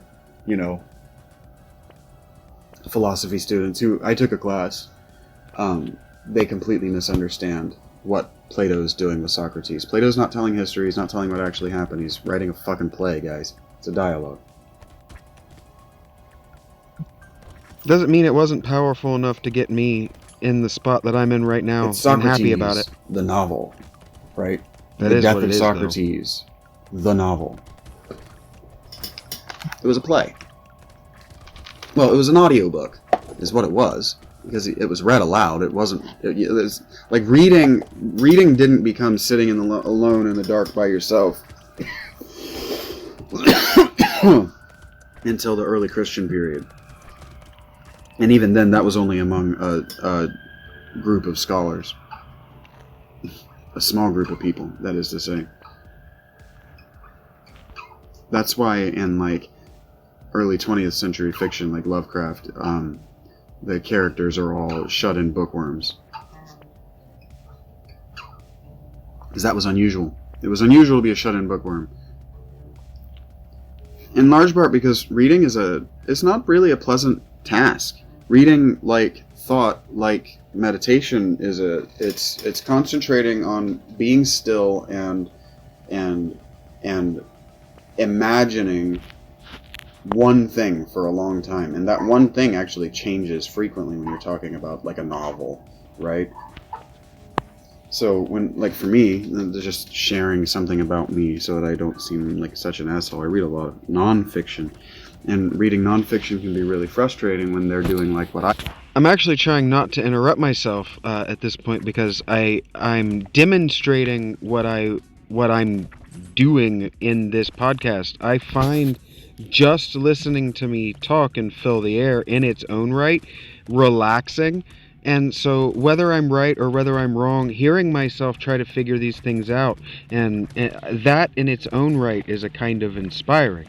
Because it's not like I need to pick up and work on these problems, but it's like, okay, yeah, I've worked on problems before. I can do this. This is something that I can do. It's something you can do. It's something we can do. Humans are allowed to do this.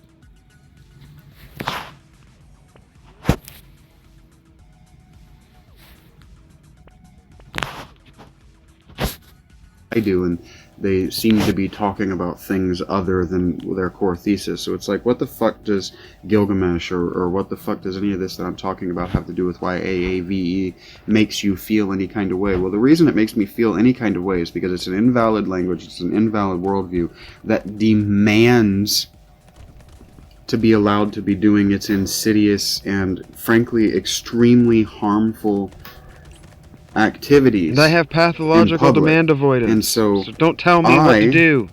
Reject that because civilization rejected that. So, like, if we're talking about the Upanishads, or we're talking about, even if we're talking about what every liberal's favorite, the Native Americans, you can't talk about AAVE if you're me and you know what I know, and not talk about black magic.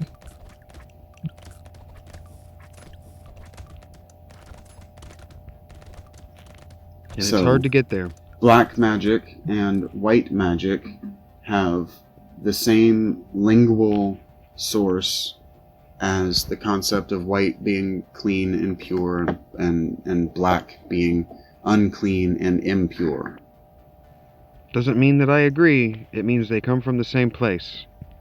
So if I'm going to talk about, and I'm going to relate everything to Indo-Europe and the ancient Indus Valley civilization, because I think for our purposes in speaking in the language that we're speaking and talking about what I'm talking about, and low-key, because what I want you to take away from this, and maybe I should say this sooner, like if I were writing this, maybe I would like cut and paste this part to the opening, instead of, I'm probably long past an hour in. How far am I? Yeah, an hour and a half. So, the ultimate takeaway that I want you to take from this is, if you're a speaker of AAVE, or you're the kind of person who's I want you to arrive at your own conclusions. That's why I don't tell you what the conclusion is. Whether your politeness should override your righteousness, and your politeness should rarely override your righteousness. And what I mean by that is, if somebody pronounces your name wrong or calls you by the name wrong and you don't correct them, you're being polite. You're doing it to be polite.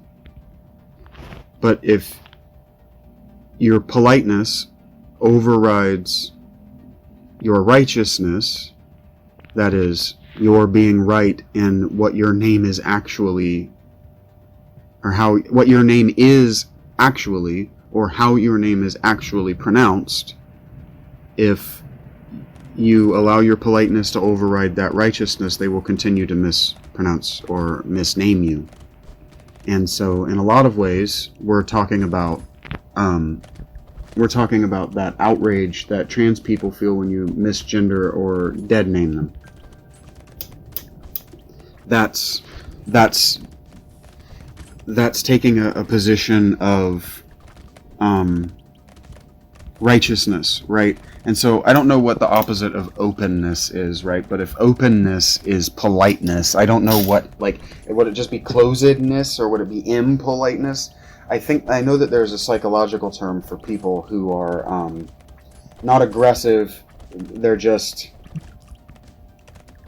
them. They just do them, right? And so it can come off as rude or it can come off as impolite. There's a term for it, but I can't remember what it is. Directness, maybe? Like trait directness or something like that, yeah.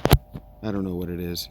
And so maybe what I'm doing is I'm saying that our politeness, that is white people, and I don't mean people of white skin. What I mean is people who are educated and who are concerned with the ignorance of others and how that ignorance is harmful to them more than how it's harmful to the nominally white person.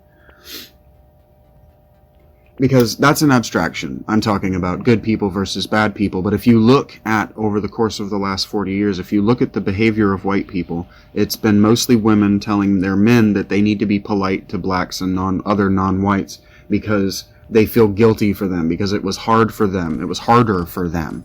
And then that became That's why you're used to hearing this all in emotional it was language. harder for my ancestors than it was for yours, and so you should be polite to me to...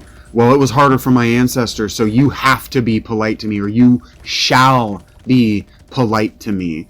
And there's a point where, you know, you can ask for politeness, and it's like, okay, well, I'll begrudgingly give you this politeness, you know, which is the same as panhandling, right? Like, what people want to do is people want to volunteer their help, because volunteering your help means that you have help to spare.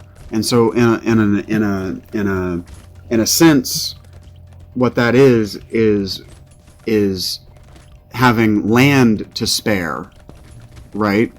And so you allow, in a sense, an abstraction from what I'm talking about, but allowing people to subsist on your land because you have it to share with these people who don't have it, is volunteering to help. Right? But what people take umbrage with, with religion all the time, a lot of the reason, like myself, one of the things that I rejected Christianity was the tithing, the 15% tax. I have to pay a 15% membership fee to be in this club. That was exorbitant to me as I'm very poor. I have always been very poor. And 15% was exorbitant. I couldn't live giving 15% to God. But the point isn't that you're giving 15% to God, because what people don't understand until they get envious because they watch videos on YouTube of churches that pay off the debt of their humblest members, is that what we want to do is we want to be able to volunteer our help. And when we can volunteer our help, we get to decide whom our righteousness benefits. And if we get to decide, we get to choose whom our righteousness benefits. I still hold it as a negative. It feels good. It just feels better. There are other benefits, but the reason that we do it is because that is the one that feels the best. True. Right? That's why in Africa, there are houses made out of boxes full of dehydrated milk, or at least there were when I was a boy reading the newspaper for social studies reports, trying to find the most interesting article to talk about. I'd read the whole fucking paper instead of just picking one at random like everybody else did. And I don't know why I did that. I did it for years, from 4th grade all the way through 10th grade. I did that same damn thing and gave good, thoughtful reports, and I always just got back checkmark that I had done the report. I don't know why I didn't give up sooner, but I was interested, and I don't know why I haven't given up on this sooner, because I'm not even allowed to talk about this, because the only racial mixture or admixture of which I'm aware is Native American, and I'm not going to claim it because I don't know any Shawnee people. They wouldn't claim me. I never met my great-grandmother. Anyway, I don't remember what I was talking about to get here. It's okay, Vince. Just relax. Just take a deep breath. Righteousness and politeness. White people have been polite to black people for too long. I mean, that's just the case. Like, now we're talking about racial politics. California's trying to give out reparations or whatever, and that's being forced to volunteer your kindness. And so we like to be able to volunteer it. We are willing to give it if it's mandated for a reason that we can agree with, and that's what I was talking about with tithes. So tithes are mandated kindness. So it's like the reason that you tithe to the church is exactly the same reason, and it's exactly the same in practice as why rich landowners in Israel were mandated by God, but mandated by the temple to give whatever 10 or 15% of their land, to leave it unharvested and unused in whatever way for poor and homeless people, right? So it's a mandate to help other people. And the way that you do that is that taxes, and it's sort of exactly the same as our current social welfare programs. Is if enough people, if everyone gives, and everyone gives the same amount, or at least the same percentage or the same proportion of their income, then everyone is helping to the same percentage or the same proportion. Everyone is helping equitably, not equally, but everyone is helping. This is where I shout out my Patreon audience and the people who. So we're willing to tolerate taxes and mandates so long as everyone is helping, because everyone has the equal percent chance of benefiting. That's what I'm trying to get to. Everyone gets a chance to hear me say thank you. Where we're at now is we've created a situation where black people are no longer panhandling. They're no longer participating and hoping that their goodness will get them a voluntary escalation in society, whether by the white savior or the specific white savior, or because the church bailed them out, or a social organization, a friend, or whatever. They were bailed out. That's not cocaine. I wish it were at this point. Which was the model that everyone followed in America. That was the American. That is the American dream. Is to work hard, pay your taxes, do your best to give your 15% until you're bailed out. You make your break. Somebody elevates you. That's what happens. We act like, until you invent something or until you do something. No. I was talking your about that break just today. Is being noticed by someone rich. That's what happens. Or with the internet, until enough poor people subscribe at $1 a month on Patreon that you're able to buy a house, and now you're elevated out of poverty. Those are the business models, and those have always been the business models. The reason in English and in the United States we're so concerned with people like me who say black magic or religion or spirituality, or that talk a little too abstractly in the psychological, the reason that we're concerned with those people, or those people that have talked like that and talk like I do and think like I evidently think in the past, we have a name for those people, and it's charlatan. Those people are thieves. They're liars who make fabulous wealth off of poor people. And I'm not trying to make any money off this. Whatever. If I make any money off this, you'll think that I'm doing hate speech by telling you that you can speak AAVE, but you really need to learn your language. You just really need to. You need to master an actual language. If it's not English, let it be Spanish, or let it be Chinese, or let it be French. I don't care. Master a language. Until you master a language, you can't master thought. Until you master your thoughts, you can't master yourself. And until you master yourself, you're someone's slave. Someone's slave. And if the whole point of AAVE is to elevate an entire people out of slavery, it doesn't make sense to enslave yourself to the language. If I have to be somebody's slave, I would rather just be yours directly. Because someone is master of it. Someone is master of the English language. Someone decides style. E.B. Strunk and White, they didn't write that book on style because there was no audience for it, and because there was no publisher interested in telling everyone how to write in the same way. And his or their style rules I think it was E.B. White. Is it E.B. Strunk? Is it Strunk and E.B. White? I don't remember. It doesn't matter. Strunk and White. Whoever was the original author, whichever one of them was the original author of the manuscript, he didn't write his rules because they were law. He wrote them because they were his theory on how to write well. And he was an elementary level English teacher, to my knowledge, and wrote Charlotte's Web. Like, we're not talking about somebody who, beyond writing on style, was a stylistic master of the English language, right? All he did was write a Pythagorean manifesto on the basic, not a Pythagorean, what's his name? A Euclidean Euclidean manifesto on, or a Euclidean manifesto on the basics of the mathematics of grammar.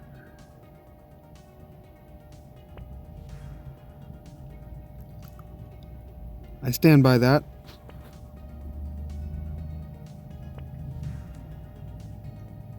Hard to pivot from, though. AAVE even has its own particular grammar. And see, like, if you don't have your own particular grammar, you're not a language.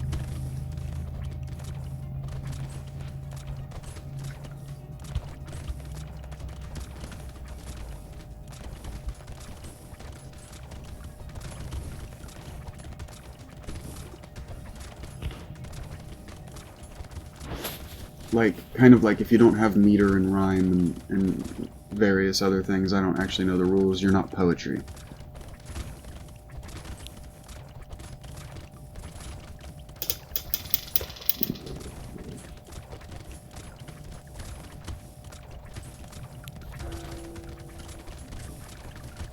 And so I described what awoke means. It means to be awoke from the dream. It means to have a campfire that encompasses all of reality, to know literally everything. Everything. Not some things, to have an answer that is right for everything. And so, from the basic lingual structure of saying that you are woke and not that you are awake, it's just a lie. They're not awake to everything. They don't know everything. In fact, their basic understanding of how racism works, how race works, how their own slavery works, their own history is wrong. It's just factually wrong. So what they are, in fact, is unwoke. To be woke is, in fact, to be asleep in reality. It's a paradoxical inversion of the possibility of language that makes my brain hurt, and it sets my teeth on edge. Just to say it, just to even, like, to try to articulate it, to think about it, just hurts me. And I'm not asking for pathos. I'm saying, like, if there's a why I'm doing this, it's because it does hurt me to hear people speak in this way. And it hurts me.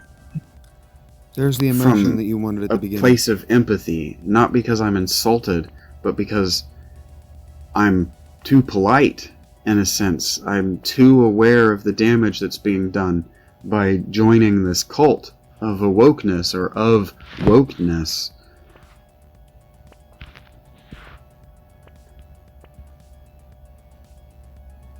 But see, my thing is I don't actually know how to combat it, because I don't want to fight them.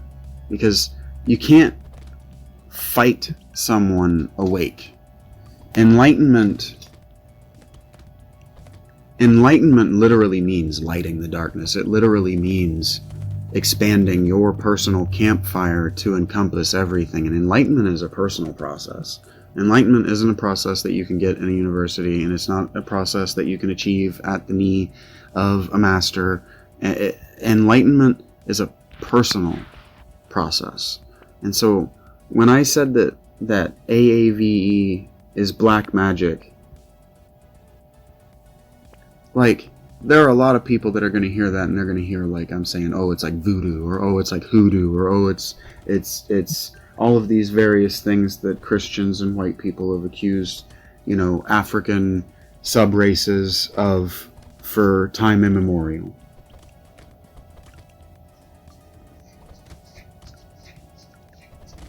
That's But not what black I'm magic saying. is a thing.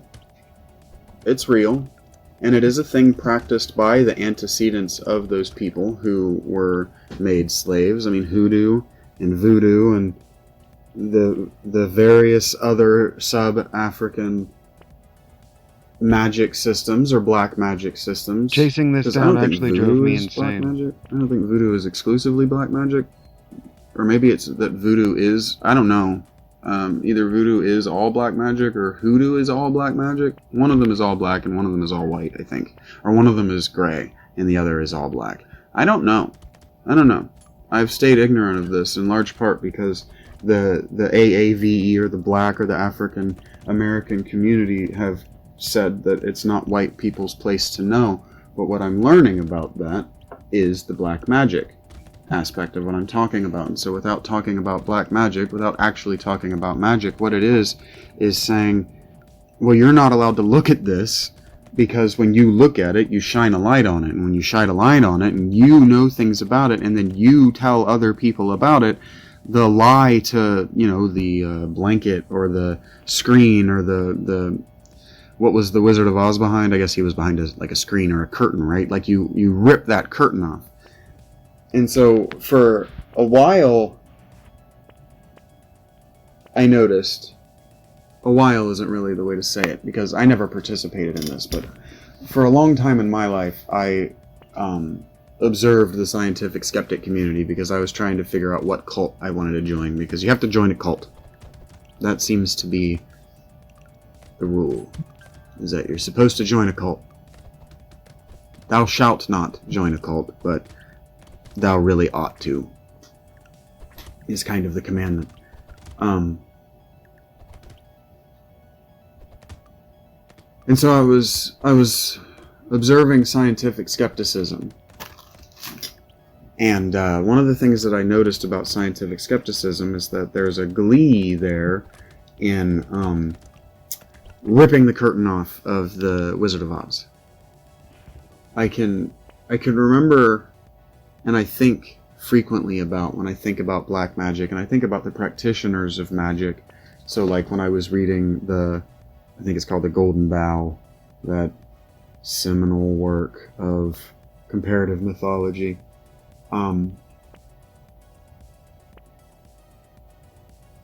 There was this Ayurvedic black wizard, and he said that he was so powerful that his mind magic was so powerful that he could just look at someone and then 24 hours later they would die. And I remember that claim, thinking about it like an American and being like, yeah, okay. And then since then, because before then I didn't really engage with 20th and 19th century adventure fiction, but since then I've engaged with a lot of 19th and 20th century adventure fiction, that stuff that set the foundation for the Indiana Jones type stuff. Like, that set the foundation for Indiana Jones, is what I guess I mean. But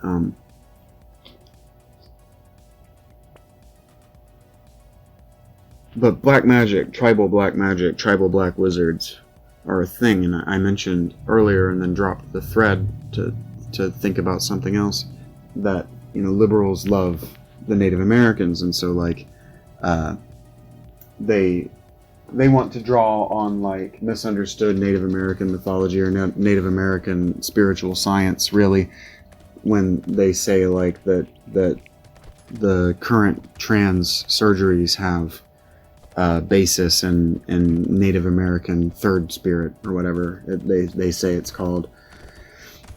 So let's talk a little bit about Native American magic then, in the context of, like, tribal magic, because we're talking. I brought up the idea of Western skeptics ripping the curtain or the veil off of this Indian wizard, or I set up this Ayurvedic wizard like a skeptic was going to do that. In fact, because a skeptic did do that, challenged him to it on television, and of course he failed.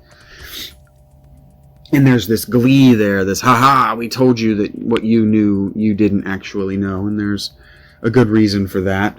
And it's an ugly reason that I don't like. So that's why I didn't join the scientific skeptic cult. That and, all of the rape, or at least all of the crying wolf about sexual misconduct in the community.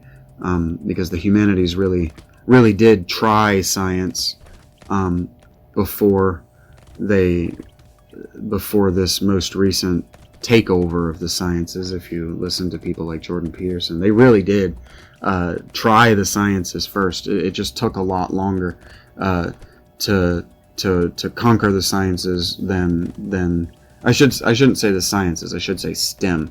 It took a lot longer for the humanities and the whole woke ideology to start to win regularly in STEM, because there were just fewer non-white, non-males in that community. So it was easier to dismiss them, or it was easier to unmask the frauds who were claiming sexual misconduct or racial discrimination.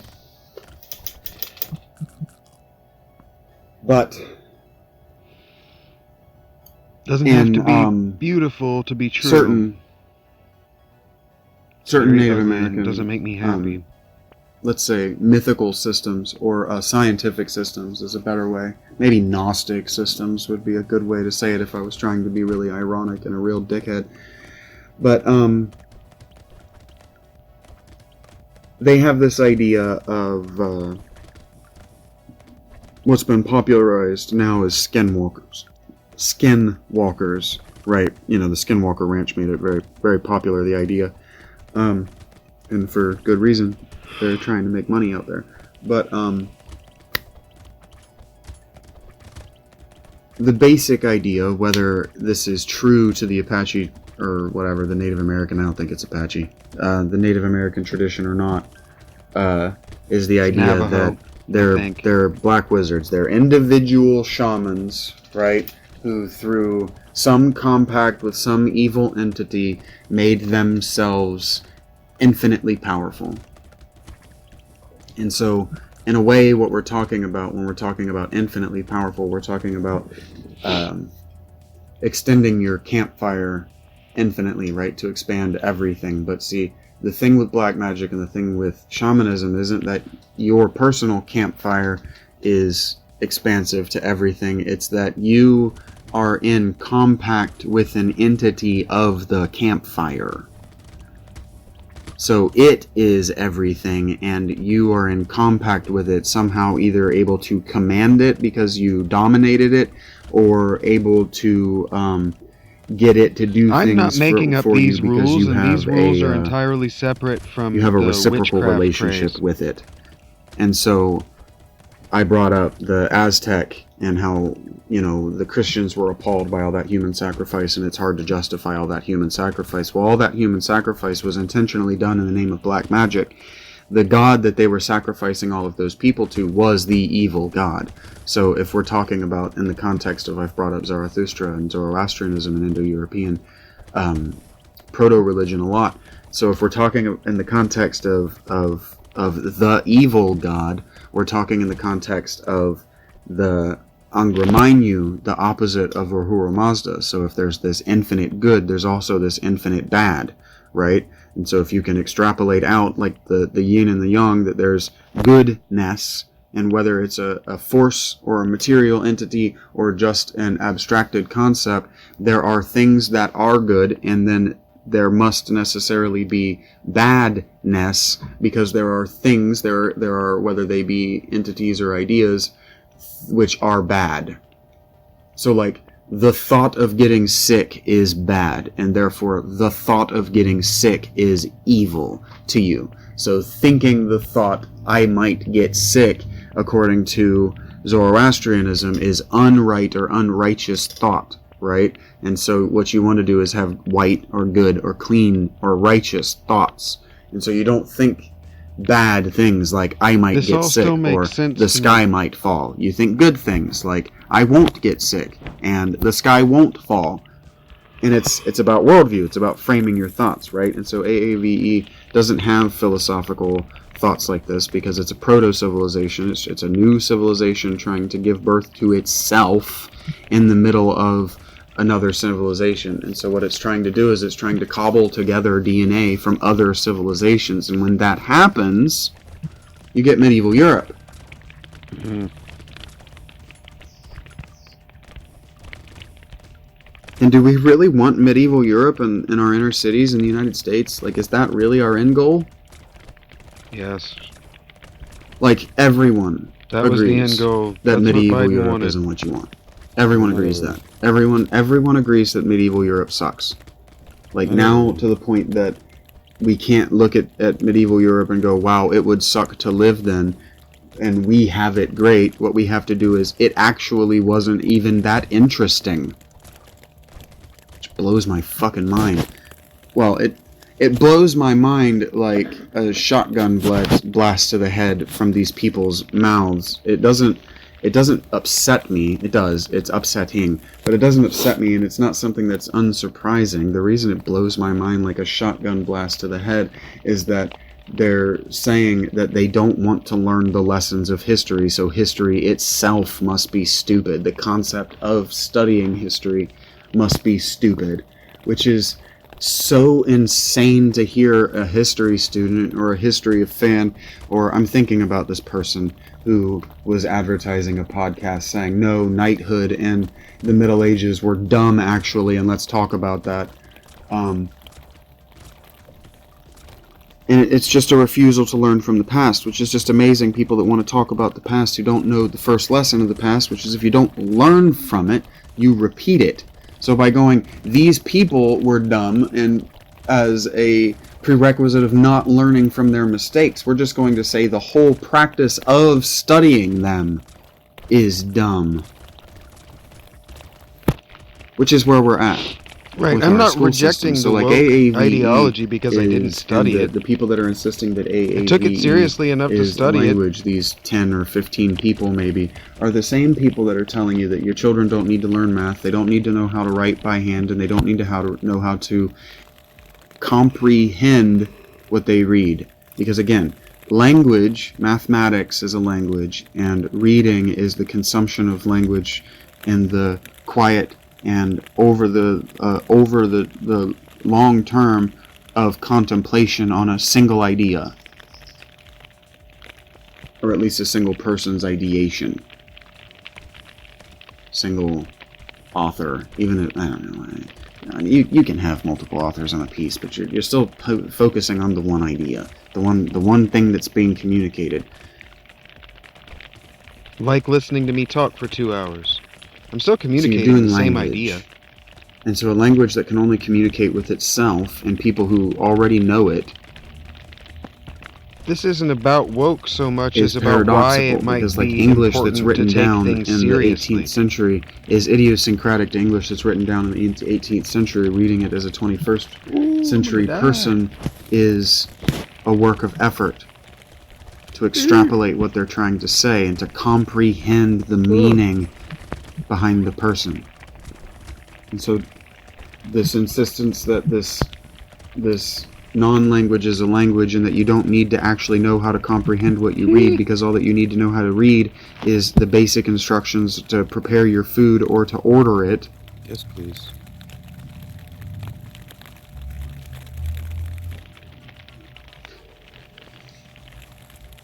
I get upset about things, and then they sound like I'm making a moral judgment, but I'm not making a moral insistence judgment. that there be a separate but higher bar.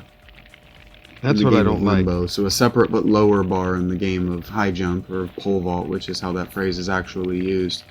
For black people, it's not just not fair, it's detrimental to black people, but it's detrimental to the whole society, because if you have to give jobs to unqualified people because of a characteristic that neither of you has any control over, everyone suffers. Everyone suffers. And so, in antiquity, this was why only the Aryans, only the nobility, and only the male nobility, and then only the male nobility who had survived combat, and only the male nobility who had survived leading combat were allowed to vote if a vote was allowed, because usually only one of those persons survived long enough to be that person, and that person was called the king, because he was the best of our kind, the best of our kin. He was the highest atop the totem pole because he was the greatest abstraction of us. He was the only person with enough actual empirical experience to have a fucking opinion about anything. Or at least to know how to derive an opinion from the wisdom of the people giving him information. Because that's equally important. That is what the word And so if king your means. leaders that are telling you, oh no, speak this degenerate, incommunicative language, if they're the people that sit atop the totem pole or atop the pyramid in this particular example of your people, but they don't speak that language, what's really happening? You're being enslaved. It's slavery. It's a slave tongue. And there's something to be said for remembering your history, but there's another thing entirely to be said for ritually living out your history, ritually repeating your history. And so I have an example, but I would like to give a second example, a different example. So there's the harmful example of ritually living out your history in post-Holocaust Jewish schools, Hebrew schools, where they ritually relive the Holocaust. And so they have these kids ritually relive what it was like to be in the internment camps. And they have these teachers who cruelly, ritually pretend to be Nazi guards to ritually inculcate that feeling of being an oppressed people, even when you're not, is a bad example of ritually living out your past. But humans have been ritually reliving our pasts to inculcate the good of our society as long as we've been doing anything. So if that's the black magic, right? The unwilling sacrifice of children for the personal empowerment of the ritual actor, which is what I'm describing when I'm describing these people that encourage you to speak AAVE by not speaking the language. That's an unwilling or unwitting sacrifice for the personal empowerment of these people sitting atop the black culture pyramid. And really, again, it's like 15 people. It's a very, very small number of people. And it's really not Jay-Z and the other people that were really popular circa 2010, 2012, really, as Illuminati members. The Black Illuminati is a hilarious misdirection of who's actually in control of your culture. See, I know at this point I'm speaking to anyone in my audience who's black and stuck around to give me a chance. White magic is isn't a explaining monolith. why we speak the language the way we do. And so universities and churches used to be where the white magic was taught and where the white wizards were created. Our universities are not where the white wizards are taught and where they're created anymore. That hasn't been the case for a long time. I wish that weren't true. I keep losing my thread because everything that I say I have to explain out, and then I don't remember why I'm explaining It's out. okay. I'm actually just enjoying listening to you talk, Vincent. Keep going. Go until you're too tired. It's such an abstract, it's so hard to talk about this thing in a systematic way, like There's no system the scientist to talk about would. this in. I've tried. It's it doesn't exist. because it's impossible to pick a single level of it's impossible to pick a single level of abstraction. If I attack it at any level of because abstraction, I'm trying to I'm attacking show people where they live that instead of this totem pole or this pyramid having empathy is for them. broken, that the energy sequence doesn't flow all the way through it, but like it's not a single energy sequence. Like no energy sequence is made up of, like no like your alternating current within your electric wires, we know that that's not one electron, right? Like, it's not like an electron that's going in the computer or whatever that's plugged into the wall is eating that electron. I don't really understand the process. I guess it's like changing the polarity of the electron, and then the electron is going back to the power plant to be turned into the proper polarity, but the electron isn't consumed. And so, like, the energy and the threads that make up these things, they're not consumed by the things. So, like, there are a nearly infinitude of ways and a nearly infinitude of examples that I could show you that this language and that the people that are telling you to speak it and that are telling you to adopt this worldview are enslaving you.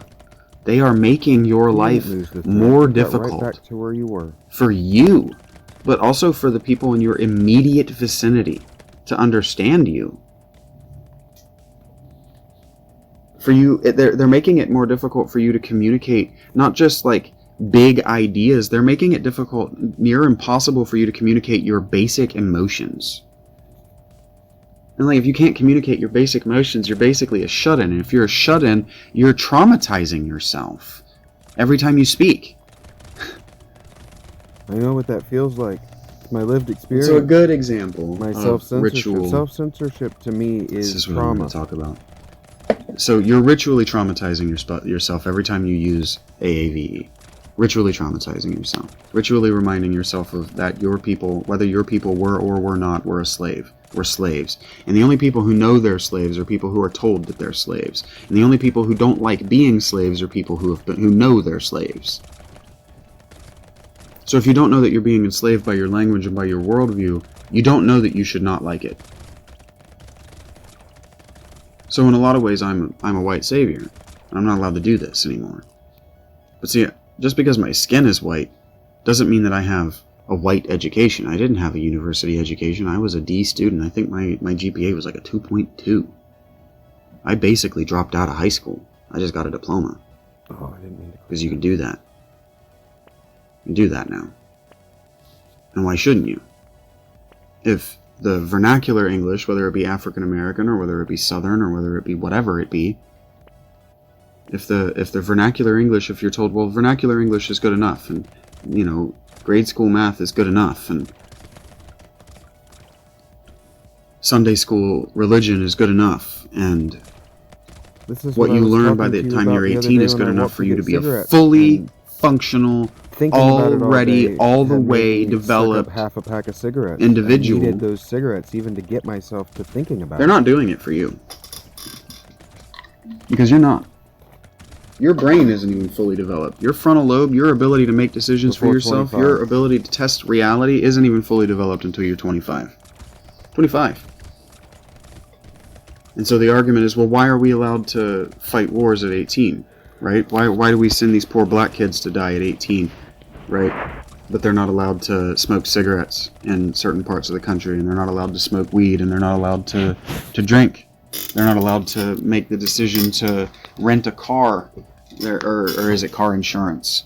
Something like that. Is 21 or 23 or some arbitrary number like that. I think it's rent a car, right? There are all these things that are barred from you. Like you can't serve in the Congress until you're in your whatever. Maybe there's no limit on how old you have to be to serve in government, but you can't be a president until it's whatever 38 or 40 or 45 or whatever.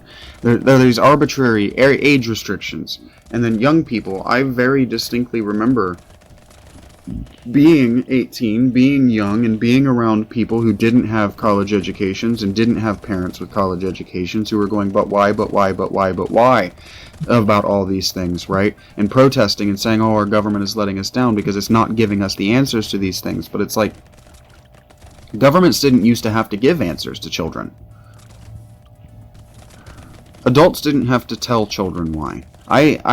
My dad used to slap me across the face if I asked the question why. He'd be like, do this thing, and if I said, but why not do it this way? I didn't even get the knot out of my mouth before he was slapping me across the face.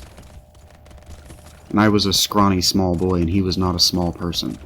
But that wasn't my father being unethical. That's that why wasn't my father being a self-censorship bad hurts person. me. That was my father having a short temper and no patience and no ability to communicate because he didn't have an education in language. So he didn't know how to communicate his emotions, and he didn't know how to communicate his whys. So there is something to be learned there beyond just that asking the question why comes with being slapped across the face. But here's the other thing. Asking the question why comes with being slapped across the face. Whether it be literally because your father or the person in power that you're asking but why slaps you across the face, or with the slap across the face that is metaphorical of not getting an answer, because That's it's what nobody's Roots is responsibility to answer you why but you. The answers are self-evident because they were determined 5 or 7,000 years ago, probably longer, probably a lot longer than that. We figured out the answers to why we have to speak in a good, functional language, and why we have to be compassionate to one another, and why we have to treat people who look different than us with respect. Yeah, I don't know how you could come out of this thinking I'm a racist. I'm not Indian and I can't speak to the caste system, but there is a respect between the classes. Respect. It's maybe not liking, and it's maybe not dignity, but you know your role, and you treat the people that aren't your role with respect, except for maybe the untouchables or whatever. But untouchable or pariah people are untouchable and pariah for a reason. So let's talk about that. Why am I untouchable and pariah for saying these things, and why would it have been necessary, or why would it have been good to...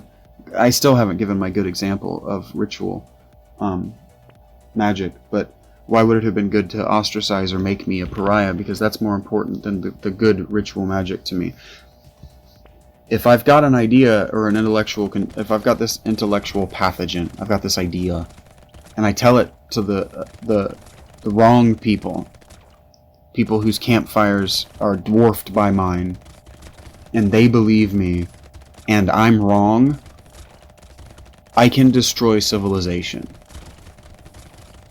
One person, one black wizard can in fact destroy civilization. The reason that skinwalkers were such a threat is because they, through their selfishness, whether it be real people doing this thing or conceptually, like the Wendigo, right?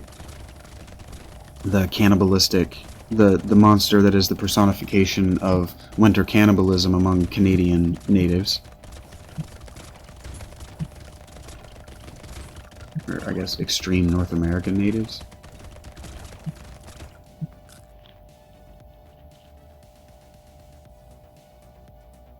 Whether it's real or not, these things are evil, and they're personified as monsters, right? Skin shifters, these skinwalkers who can turn into bears and wolves, but they're huge and terrifying, right?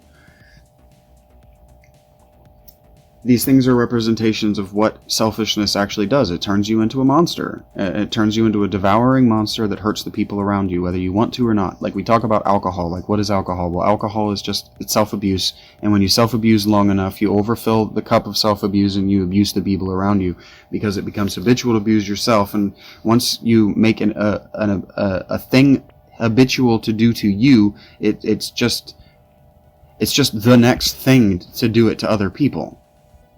So by that sense, like the right thoughts, right speech, right action is self-evidently true, because if you have unright thought, you'll speak unrightly, and then if you speak unrightly, you'll do unrightly, and if you do and speak and think wrong, just an error, you're hurting people. So like, everybody is making a big deal right now about like 3 Mile Island, I think is what it's called. This near nuclear meltdown in American history. And so like, if you take the idea that what happened was this one valve wasn't closed or wasn't opened properly and left overnight, and we say that thinking, speaking, and acting unrightly, or just saying something, just being in error, an accidental error, the person who was responsible for turning that valve, if they thought that they had turned it correctly, and they told someone that they had turned it correctly, and they acted on having thought that they and having said that they turned it correctly, that is, not going back to double check that they had in fact turned it correctly, if you do those 3 steps, you have a nuclear meltdown that could result in, hundreds of thousands or millions of deaths and a permanent irradiation of the planet. We're talking about like Chernobyl, right? So like Chernobyl is the result of one person's wrong thought, wrong speech, and wrong action. We agree on that. And so it doesn't have to be this big abstraction where you're like Hitler and you're like, well, you tell enough small lies and people will believe big ones. That is what I'm talking about. But it doesn't have to be big and insidious like that. It doesn't have to be terrifying. Just in your own life. If you think that street light I'm not is saying green there's some and you conspiracy tell yourself theory in your to mind make black that street people light the is green super and you race of the planet, act but on I'm that also street not light telling being you that's green when it is not in a fact thing red that some because you people didn't believe. observe the other dangers around you. You put yourself in extreme danger, at extreme risk. And so, like, the self-evident don't do black magic is self-evident and doesn't need to be explained to children. And in fact, children who ask why should be hit, metaphorically speaking. They should understand that it's dangerous and will result in pain, because if they don't, they will never learn it and they become Democrats. And I'm not being funny. It's funny because it's true.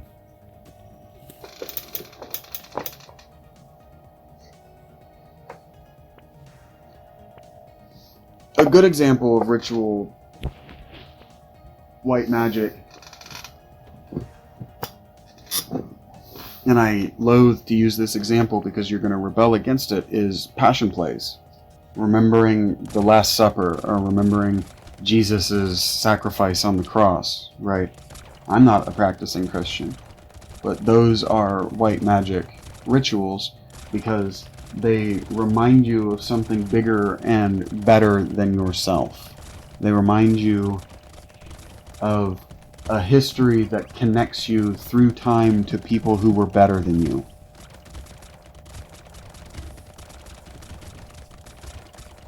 And one of the things that I notice when I hear students, black students in particular, speak is they compare themselves to Civil War heroes from the 60s and 70s, the 80s and 90s, but they're 18. I said Civil War, I meant You're not a civil Civil War rights. hero. Civil You rights. haven't fought in battle. You haven't led others fighting in battle. You don't know anything. In fact, I would argue that you can't know anything before 25, and that you shouldn't be allowed to vote. But then you ask, well, why should I be allowed to die? Well, the only people who then should be allowed to die are the people who did put themselves in the position to die. The only people who should be allowed to vote are the people who put themselves in position to die. Because they're the only people who are actually invested in things staying good.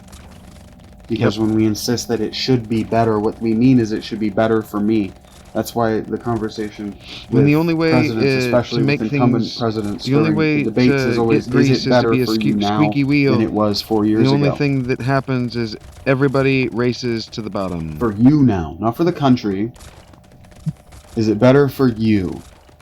I don't know that innovation And is the always necessary. Conversation but the bottom used is to be, crowded are you enough making as more it money, is. right? Because, if we're Howard Zinn, we can say, well, that's because they were only asking out of racism, because they were only asking the rich people. But the people that they were actually asking was the poor people, which included black people, included Mexicans, included Chinese, included Irish, included Scottish, included Germans, included Jews, right? Poor people is who they were asking. What they were asking is, in the last 4 years, did you or anyone you know escape poverty?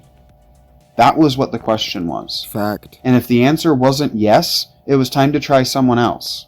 Fact. Because the question and the answer used to be, do you have an equal opportunity if you become white to escape the blackness of poverty? Fact. Or the poverty of blackness? The poverty of ignorance. Because you can be fabulously wealthy and destitute in ignorance. A fool and his money are parted every day. That's why in English we're so skeptical of people like me. I said that.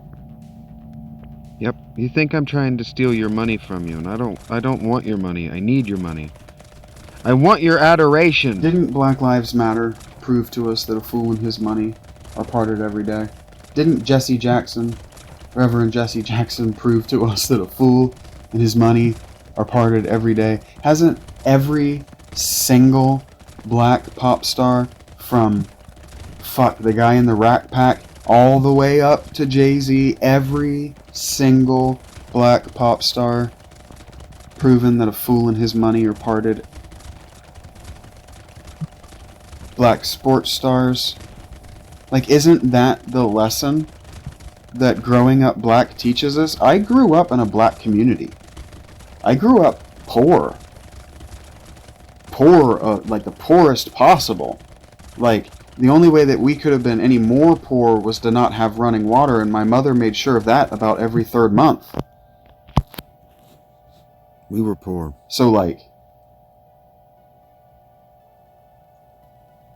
isn't the lesson that having inaccurate speech, inaccurate thoughts, and inaccurate actions, I know I didn't say those in the right order, but I am talking about AAVE, isn't the lesson of being black, and I don't mean having black skin, I mean being poor, being ignorant, isn't the lesson of having once been ignorant, isn't the lesson of being woke that you aren't woke until you're awake?